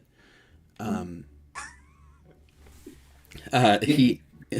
I do, if you want to put together like multiple products, then maybe, we can do something. That is more than generous of you. I do have one more thing for like those who, might be, it really adventurous, the Adventurers Guild and like that. He picks up this little bottle. It's a little bottle, like a perfume bottle size. And he says, I call this the world opener. Oh, shit. It's totally safe. It's what happens is very brief, but very intense. And for some people, it can really, like, open your perception to, like, the whole world and your place in it. So mechanically... I get that, man. This is a little distilled syrup in a bottle. That gives you a short, very intense high. You roll a straight luck roll, and on a 15 or above, you get an immediate free use of augury. Whoa! I already have Hell augury. Yeah! Well, then you're fine. Yeah, I already have augury too. So basically, like, if you get high enough, you get to, like, ask a question of the universe. Oh, hell yeah. Does it work the same way as augury, where it's a yes or no? Yes. Yeah, it is the augury spell if you roll a 15 or above. But not like a ritual casting? No, it doesn't require no spell slots, nothing, just like no, boop, you're instant. just getting fucking blazed, bro. Yeah. Oh. Okay. So And this spell is 5 4, gold apiece. Can you just smoke it like all? Like all of the things all at once? No, like if you're really trying to ask the universe some shit. Oh, each of these, this is 1 dose. Like, right. Can you take like 12 doses at a time? Like I would strongly advise against that. Like, it's not because I don't think it's safe. It's more just because like, you don't want to be like a guinea pig, for like your own, stuff. Like you got to be, careful, especially when you're trying to expand your consciousness. I totally understand that, but you know what? You know best. It is your product, so well, I'll just take your advice. That being said, so I will say this: there are 5 of the little bottles of the world opener. There are 5 of the invigorating salts, and 10 each of the dream grass and recovery grass. So you don't have to necessarily like go back and forth with me. Like you can, decide what you'd like to have. Hey, San, yes. Hason's gonna buy one of each, one of each, but 2 of the salts. I'm sorry, that doesn't make any sense. Ow. You know what I mean? Yeah. 2 salts, one of And the then other one of the things. others, yeah. And he gives one of the salts to Atirier and says, if you need help, just ask for it from one of us, please. All right, thank you. And as you're kind of making this exchange, and just a reminder, grasses are 2 gold, world opener is 5, invigorating salts is 10. He also has a small selection of like ornamentally like carved pipes, and he says like, you can simply like put it in like a fire, like an incense burner, but if like I do carve these myself, and I'm very proud of my work. I shoot a glance to Skamos and be like, can you just like smoke out of them? Oh What? yeah, like tobacco or other such substances. Oh yeah, you don't have to, like, these pipes are for anything, man. Like, whatever is like your preference, but yeah, that's totally up to you. How much is the pipe? The pipe, each pipe is 1 gold. So They're quite beautiful, but yeah, they're gold. So Skamos will walk up. What do the pipes look like? So you can tell they were made, like, he found like a really nice branch that he liked and just carved it down enough to where you can like really see the grain in it, and carved out the channel for smoking. Didn't like carve too much into it, but more like really wanted to bring out that it's a beautiful piece of wood. Skamos will buy one of the more like wild looking ones. The ones like he just didn't quite go that far with it, just left a little bit more of those. Like a big knot in it, and appearing soon in my Etsy shop. The pipes from so you'll get that, and then he's gonna get 2 of the healing grasses and 2 of the world openers. Okay. Materia, you had. You can do 1 salt and 1 salt. Materia, you had a hand up. So Terry just walk up and sir, I apologize. I think maybe what I was trying to get at before was coming off a bit more harsh than I was meaning it to. I wasn't trying to be threatening at all. It's already forgotten, my man. All right, you seem like a very nice person, but I would like to get 1 of everything except for the sleep one. I don't really need that too much, and a pipe as well. All right. I truly believe that this gentleman has forgotten what you said to him. Literally forgot. Yeah. He was like, "Who are you again, man?" I believe Ariel was next, then Josie, and then I just had a question. Okay. Yeah. Sorry, I just got distracted. She's gonna get the 2 of the sleep ones and 2 of the world openers. Okay. And then 1 of the salts. And I think that's it for the openers and salts. Oh, it is? I believe so. As the last one comes on, he says, man, like, if there's, like, I probably have some more back in the boat. I can definitely sell more. I appreciate the business. She wants a pipe, too. Okay. She's a little sad that there aren't any, like, with, like, waves carved into You find one that, like, I'll say this. You can find one that is definitely driftwood. Yeah. Okay. Cool. So it's it's like shockingly light as you pick it up, and has obviously spent a long time in the water. I love that. Josie. May I please have 2 dream grasses and 2 recoveries? You got it.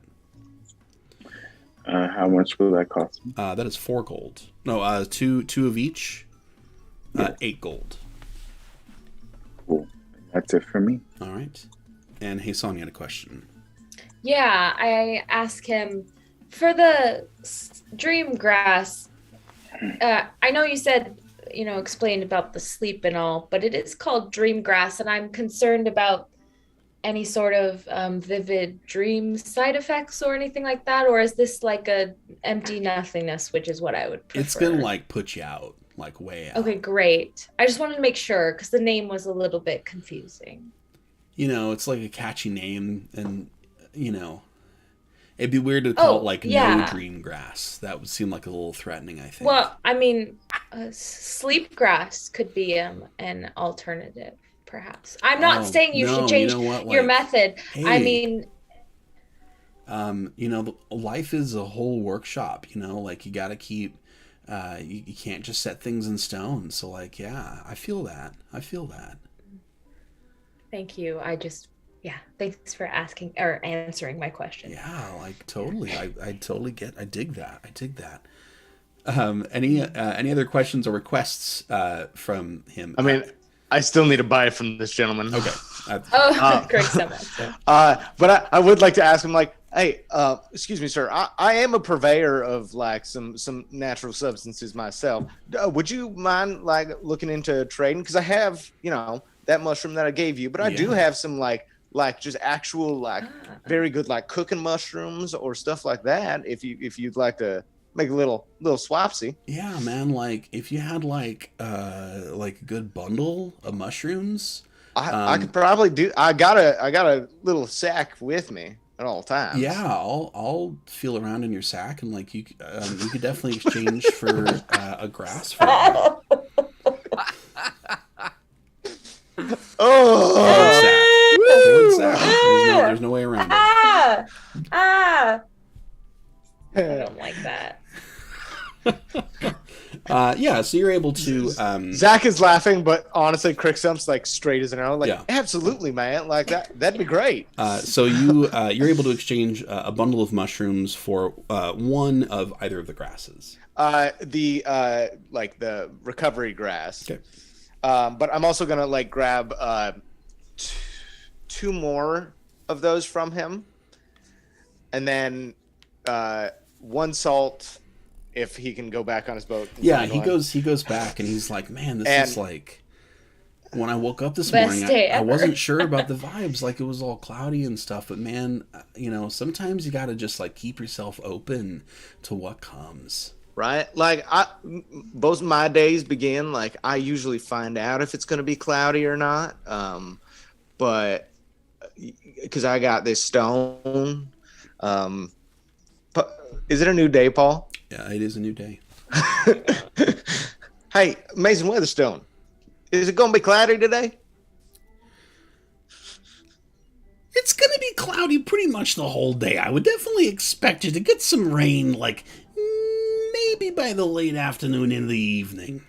Yeah, see what I'm saying, man? Like I know it can seem cloudy sometimes, but you just got to keep your mind open to those opportunities. I'm going to have him roll an insight check about what he just heard and saw. He's like, wow, that's that's a thing. Well, my friends, if you ever like, I don't know, come by on the river again, you are always welcome to come chill. My name is Ferngrove, and it's been like an absolute pleasure.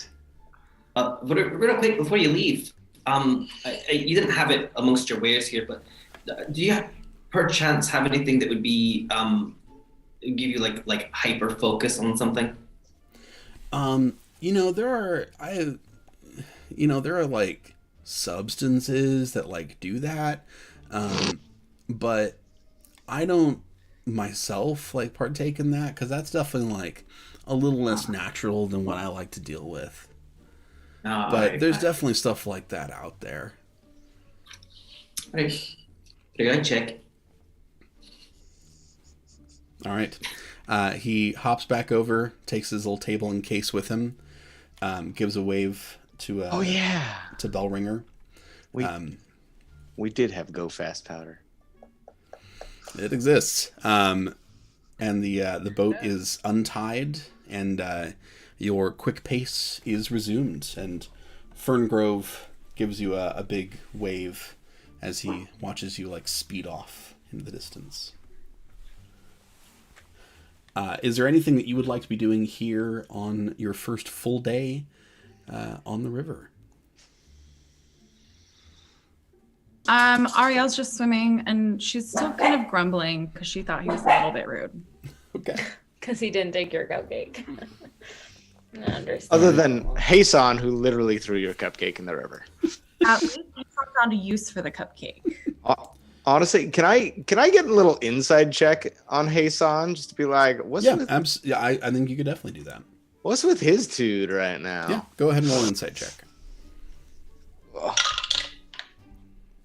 No. 9. Yeah, I mean, it was a little weird, but you also have like really cool stuff now, which is much more interesting. Yeah, what's a magnet? Rude!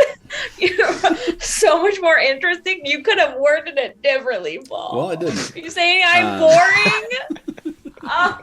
I will tell you that this next day and next evening are yours to spend how you would like. Okay. So if there's anything in particular you'd like to be getting up to. Nefarious stuff. At some point, Ariel would like to spend some time to cast augury. Okay. Sorry. I'm very vocal dog right now. Yeah. So what particular question or topic are you, course of action are you setting out there? Just for, the overall mission, kind of will we be able to help this person who we think has been framed for murder? Yeah. You take some time, like near the back of the boat, listening to the waterfall sound that of the water hitting the paddle wheel.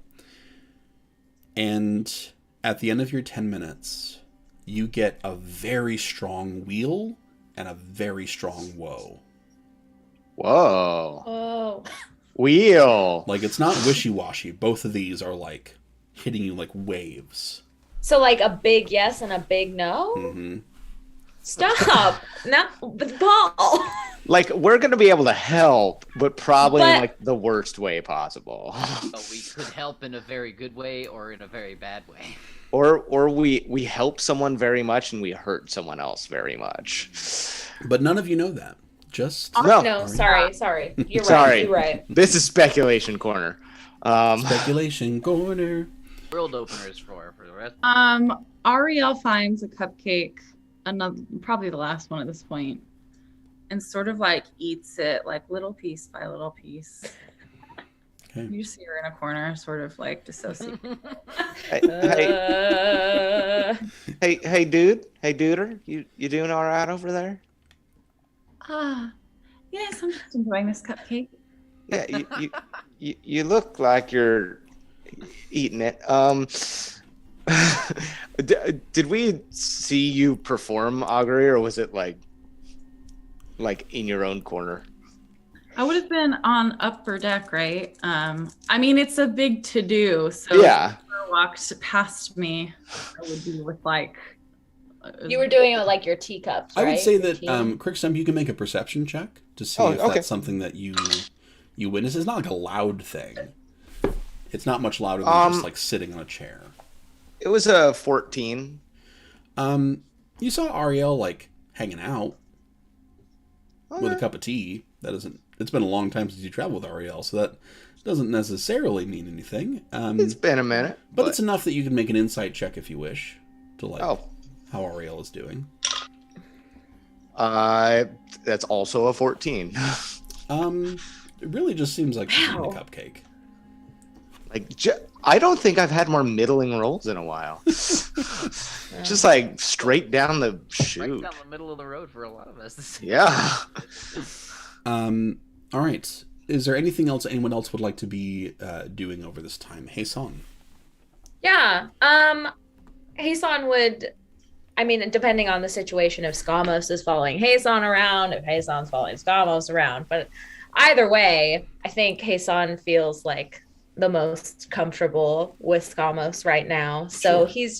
he just wants, hey, don't give me that. Don't give me that. Wow, Okay? once roommates and now we're nothing. I get it. Stop. I see you every day. Let me talk to someone I don't see every day. Thank you. And he just, he kind of, Skamos is like, makes him slightly uncomfortable. So he's a little awkward when he asks, like, so, you left when I last saw you.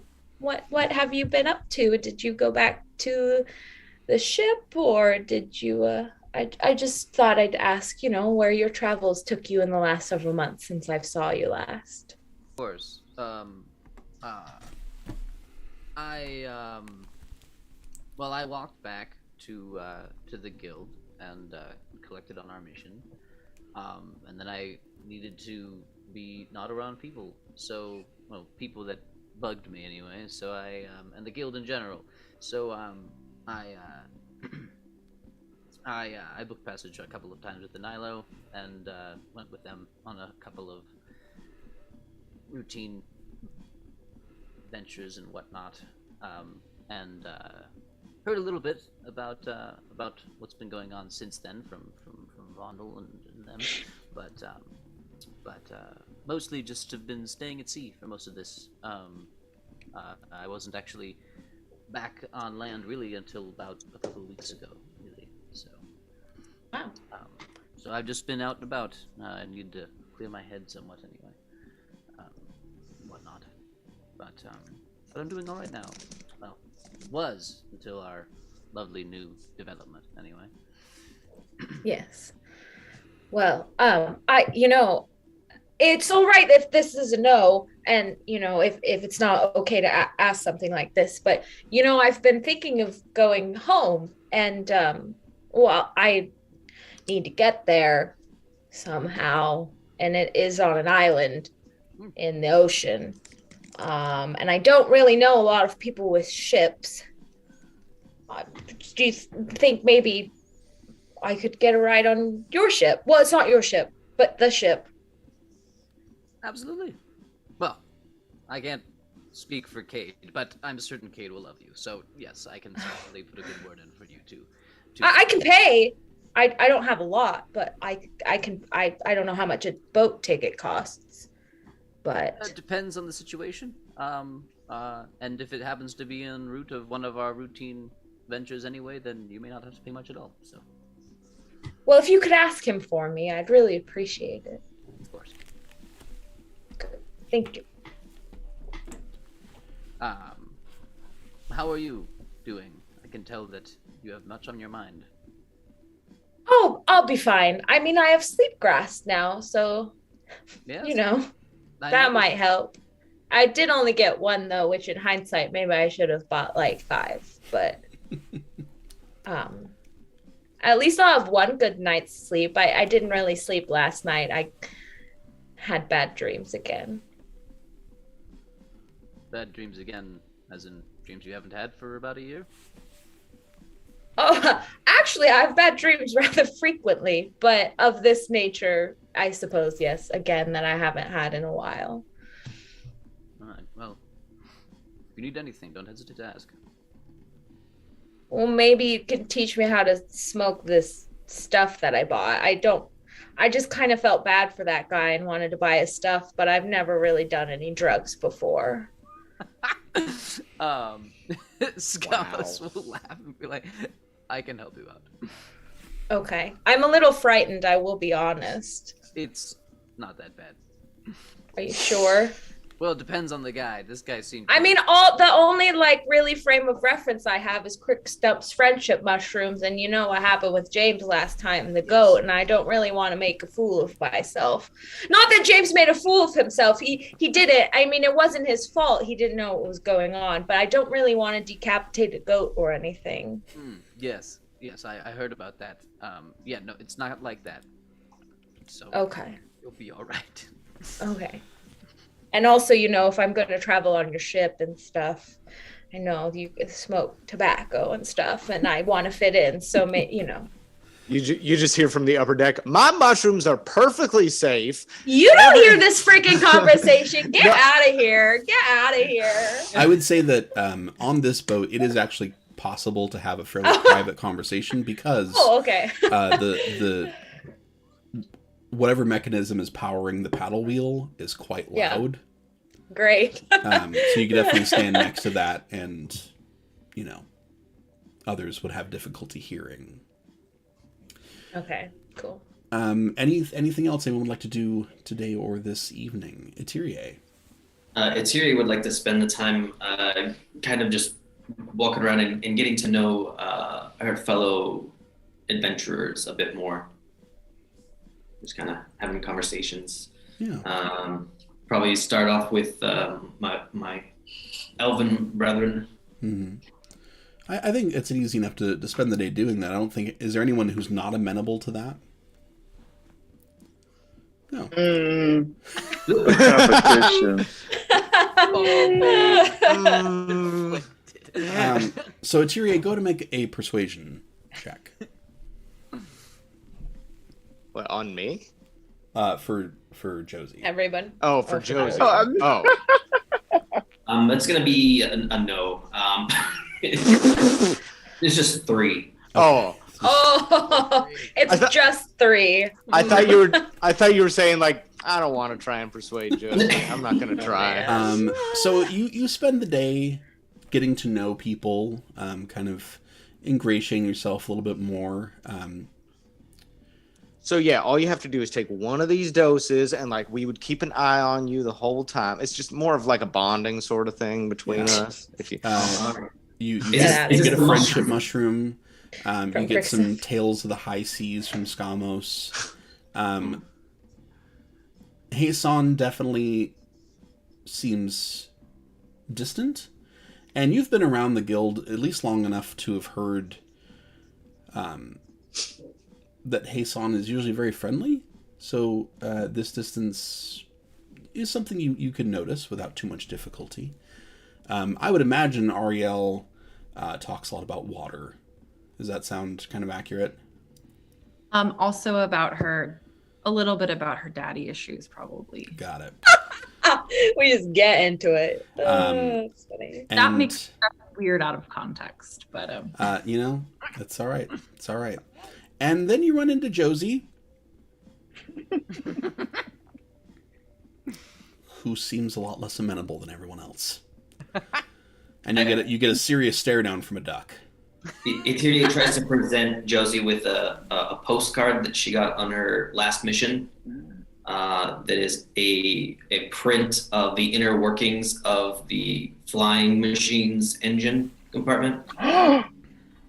Oh, Yeah, Okay. winning her over. We're trying the Stardew Valley approach.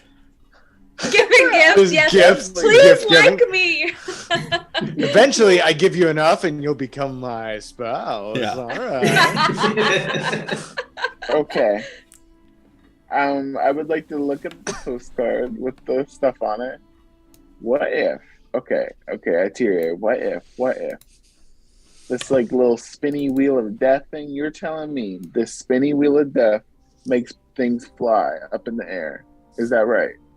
A part of it, yeah. That's more or less what happens. Okay. So what if we put that on a shield? It. I mean, he doesn't have Explain a yourself. power source on it too. Oh, please. The power source is in here. Don't you worry. I would like to, let's see. Is it possible to build a propeller, Paul, with Blessing of the Forge? Or not Blessing of the with Forge, just Artist's that? Blessing. Yeah, Artisan's no. Blessing. But you could definitely start no. to put together plans for something like that. So, I mean, it's a non-magical item that must include some metal. Yeah. So what I'll It's say is simple. is not simple, but what I'll say is this: go ahead and make a tinkering check. So we're going to call that Oh god. intelligence plus proficiency to start with. Intelligence plus that's +1 plus So a +3 total. Can Easy I? peasy lemon squeezy. Can Eteria be helping in this? Oh, Because they're kind of hell like yeah. working together. That's fine. Okay. So at advantage. Yep. Okay. That is a 14 + 3, baby, 17. Okay.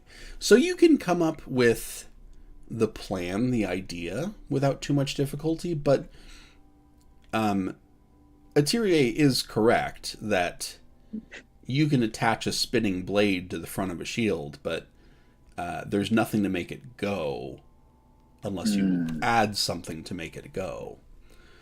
Okay. Would Blessing of the Forge make it go? It would not. Oh my gosh. It would make it +1. And, if you hit somebody with it, you would hit, it would hurt. But no, that would not make the propeller spin. I need a power source. You just need to market it to people who already have the telekinesis spell. Or I would like to go to that Captain Bellringer. Yeah. And ask, how does the wheel go? How does that work? Go ahead and make a persuasion check. Okay. Persuasion. That is +3, easy peasy. Okay. That is a 17 +3. That is Okay. an unnatural 20. All right. I'm going to have him roll a performance check to see how well he can communicate this to you. Mind you, I would like to say that I am best friends with the duck. Yeah. He rolled a nat 1 on that performance check. Okay, I'm best friends with the duck. So I can over the understand next bird mannerisms. Over the next 5 minutes, he excitedly makes noises and whistles and clicks and moves his hands in a completely incomprehensible way. You get just nothing from it. And he seems very frustrated by the end that you obviously have not picked up on any of it. I feel bad. Doesn't blame you, but he just kind of goes back to his work at the bow. So Eteria being with Josie would like to I'd like to step in if I can. I've got some maybe basic understanding of how it works. I think there's this gem thing. I don't know, magical crystal or something that seems to make water shoot out of this metal piece, and it spins the wheel. He kind of waves non-committally, like. Yeah, is the gem within viewing range? Yes. You know what? It's up on the headboard. So it's he's almost 6 feet, so it's like 7 feet up. I would like to ask Bombay to get a closer look, and I would like to cast Identify. Okay.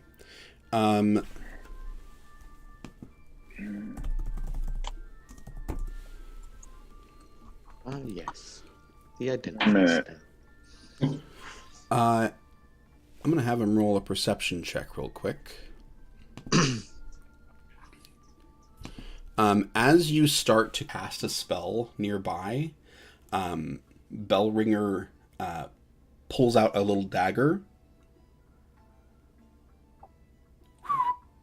No.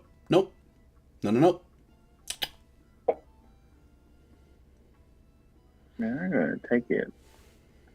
I just want to see how it works. I'm friends with Bombay. I believe that we can be friends too. I just want to see how it works. Go ahead and roll an insight check. Okay. Insight +2. 11 + 2, that is 13. Okay.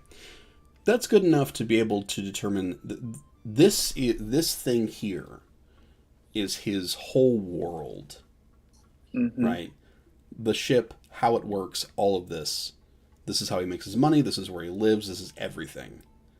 So him being like wildly protective of it, because he's only known you for a day, right? Makes sense. So he seems comfortable enough to like have you around, but in terms of anything that could take away his prized possession or put that in danger, he is just not about it. And he puts away the dagger, like he's made his point.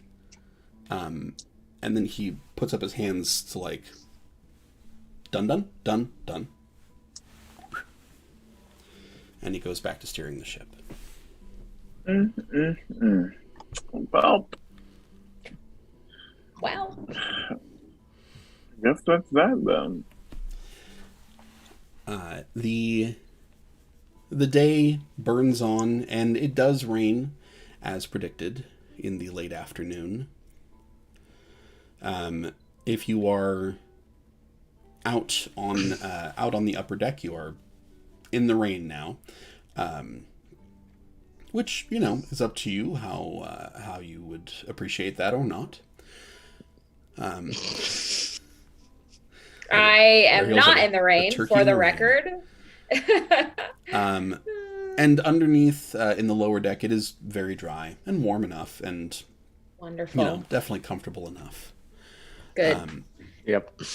As night comes, are there people experimenting with your purchases that you've made today? Yeah, I mean, I'm gonna take my sleep grass or dream grass. I want to call it sleep grass. That's not what it's called. It's a better name. Dream grass is a better name. I mean, he doesn't take it like right away, but like at bedtime, yeah. Skamos teaches you how to pack your pipe. Wow. Bonding moment. I love it. Heisan learns how to smoke. It's great. This is my villain arc. Heisan learns how to smoke. It's the most evil thing that Heisan can think of. Like thing to do. I'm gonna start smoking and get a tattoo. Because I'm hardcore now. Wow, you're so hardcore. So Heisan, you do smoke your dream grass, and awesome. You start to feel drowsy pretty quickly. Beautiful. By the time the bowl in the pipe is empty, you are ready to crash. Great. Anyone else do so. Doing any experimenting this evening? Itirie is going to, as stealthily as possible, sneak back up top and try to cast Identify on that gem. Okay. You're gonna get us kicked off this boat, and we're gonna have to walk the rest of the way out. I'm gonna be so mad. Does anyone else see her stealthing? Go ahead and make a stealth check at Itirie. Can I help with like maybe Bombay? That's like, going to be a dirty 20. Okay. I guess not. Never mind. Here's the problem. Is that Identify is a touch spell. So. Oh my god, we're gonna end on a cliffhanger of you like friggin'. So you have to actually touch the object, and it is above the wheel. It's like, so I'm letting you know this ahead of time in case you want to change your mind, right? Okay. It is above the wheel. It is, most accessible for the person who is at the wheel. And we can say that you did it late enough in the evening that Bellringer is in his hammock. The spectral shape is at the wheel. I'm so stressed. That ghost is gonna kick your ass. So you would have to basically be like almost touching this spectral presence in order to. We know how much ass ghosts kick, so. We literally do, though. Two of us are like, don't mess with them. So I will say that's up to you whether or not you want to continue with that. So seeing the spectral boat driver there, I'm going to instead try to do a detect magic spell. Yeah, the spectral Yeah. presence is a very strong magical presence. The gem is also a. I can tell you what school of magic it is, since that's part of detect magic.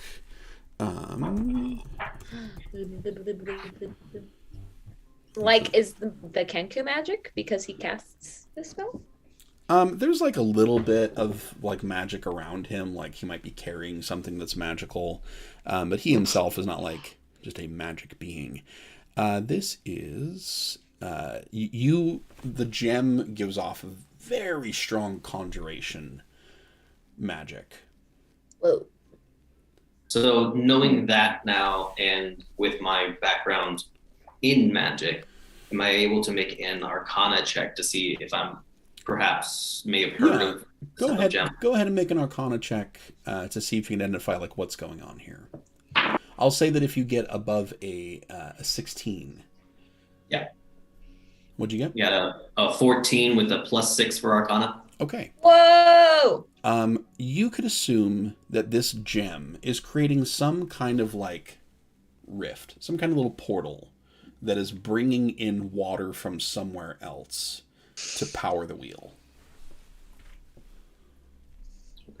I thought it was just a water elemental being summoned and forced to work on this boat. Ariel. It's not. Ariel would probably have issues with that. Sorry. Just because you were asking if we were doing anything, she will have retreated into her bottle for some alone time for a while. She'll put her grasses away and her salts and stuff. But then she'll take one just before popping back out into the real world. Okay. Are you taking one of the dream grasses or? Yeah. Okay.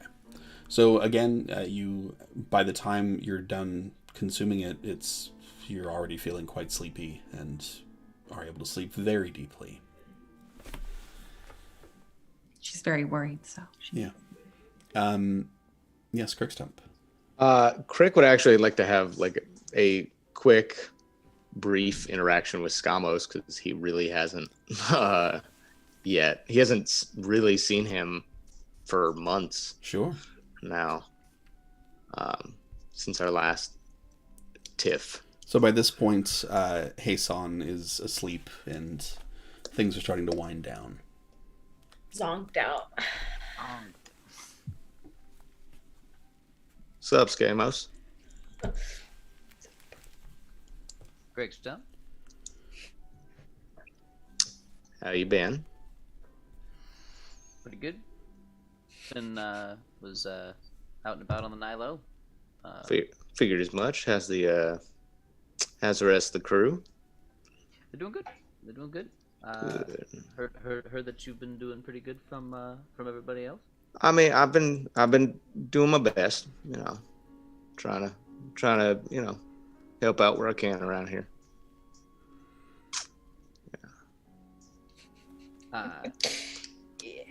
Listen, Skamos stands up and kind of like puts a hand up, and he places a hand on Crickstump's shoulder, and he's just like, "It's okay.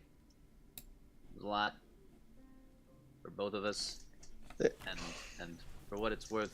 Tempers were flaring, and I just listen.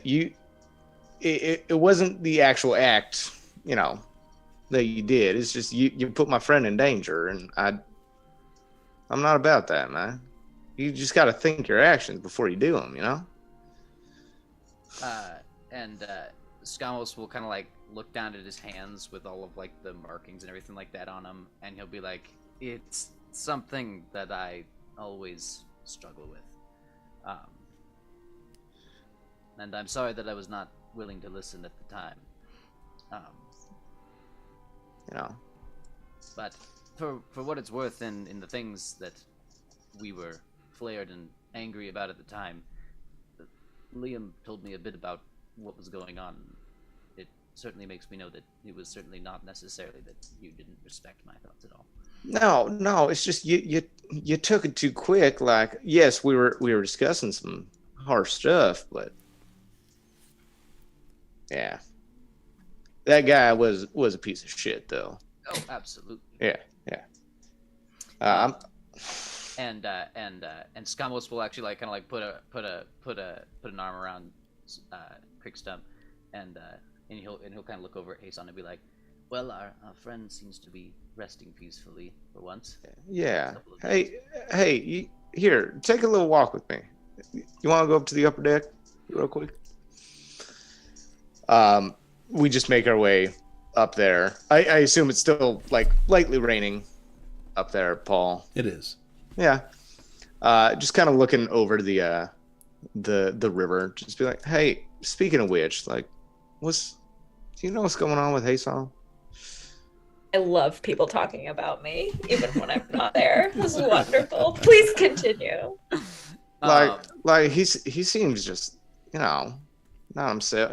There's no bubbliness. There's no, I don't know. There's no spark right now. It seems like he's deflated and he's really got no energy. What's going on? Did you ever hear anything about our mission? I knew the two of you were close as well. I read the mission report. They're actually letting me do that now that I'm a little higher up in the guild. Not like strict details, but I mean, I'm getting some info that I wouldn't have otherwise. Well, there are layers to it that even I don't fully know, but the event, the mission, was the most taxing on Hason. And is it just like bringing up old, stuff? I know we were all kind of new around the guild around that time, but what was going on? I don't fully know, and I don't really want to press the issue either. But there was something for sure that has now been tormenting his rest again. All right.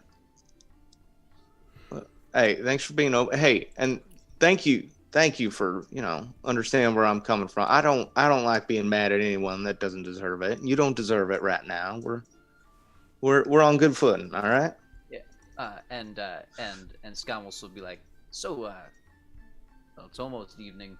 You got any friendship mushrooms on you for the evening?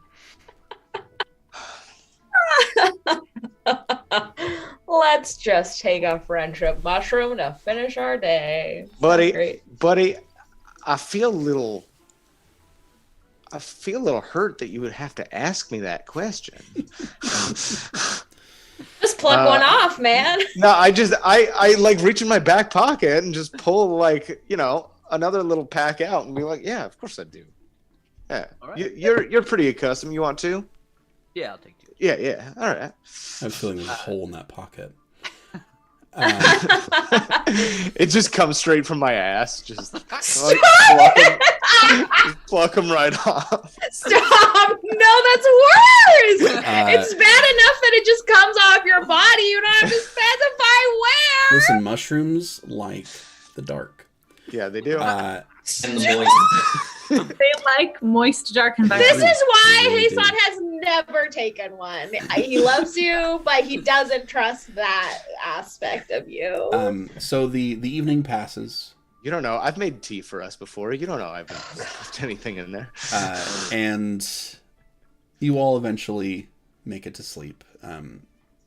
Those of you who took the dream grass wake up a little earlier than you usually would. But like from a dead sleep, very refreshed. And for those early risers, who took the dream grass was just, and then, so the two elves and the two people who took dream grass, go ahead and make a perception check. I don't know if I would because I was tripping the night before. That's up to you. Yeah, you can go with that. You know what? What were you making us roll? Perception. I'm gonna roll it at disadvantage. I think that's fair. Thank you. Hey, Son. I got a 3. Okay. Ariel. It's okay. It checks out. 19. 19. Eterie. Glad someone's paying attention. 16. And Crickstump. I also got a 16. I rolled, no joke, I rolled 2 10s. Okay. Actually, that makes sense to me because you're like you would be used to your own mushrooms, True. right? Like they Yeah. wouldn't hit you as hard, probably. Yeah, He's- but also, you want to talk about middling rolls? That's true. Middle ground. Hasan, you awake very refreshed, Good. and then you are immediately back in your thoughts as soon as you wake up. Oh no, he's just gonna take dream grass all the time. He only had one. He's like, I should have bought 5 and I could have just gone back to sleep. The three of you that are awake and aware, you hear the water still churning, but the boat is coming to a stop. Is there And an eye? that is where we'll end tonight's session. I'm gonna hope we're like docking and it's not like You know something what? We would hope suspicious. so. Yeah, that'd be the hope. So, that's it for our first episode of Season 2. Thanks so much for watching. Thank you so much, players. That was a delightful session. There's going to be a lot more stuff. It was. It really was. Nice to get back and, only like just little hints of trauma, not the full bore. So I'm going to go ahead and say there. good Life is evening to trauma. you, and I'm going to We go just ahead gotta and get say good night to these wonderful folks at home. Good night, everyone. Thank you so much for watching. We so appreciate you being here. If you like what you see, if you need more from this, well, we got a Patreon. The description is in, the link is in the description of this video. Click on that. Join the Patreon, because that way you can get more of this stuff. There's an exclusive podcast that goes deep into details that you don't see here on the show. So if you need that, go check it out. And we'll see you on the next episode of the Adventurers Guild.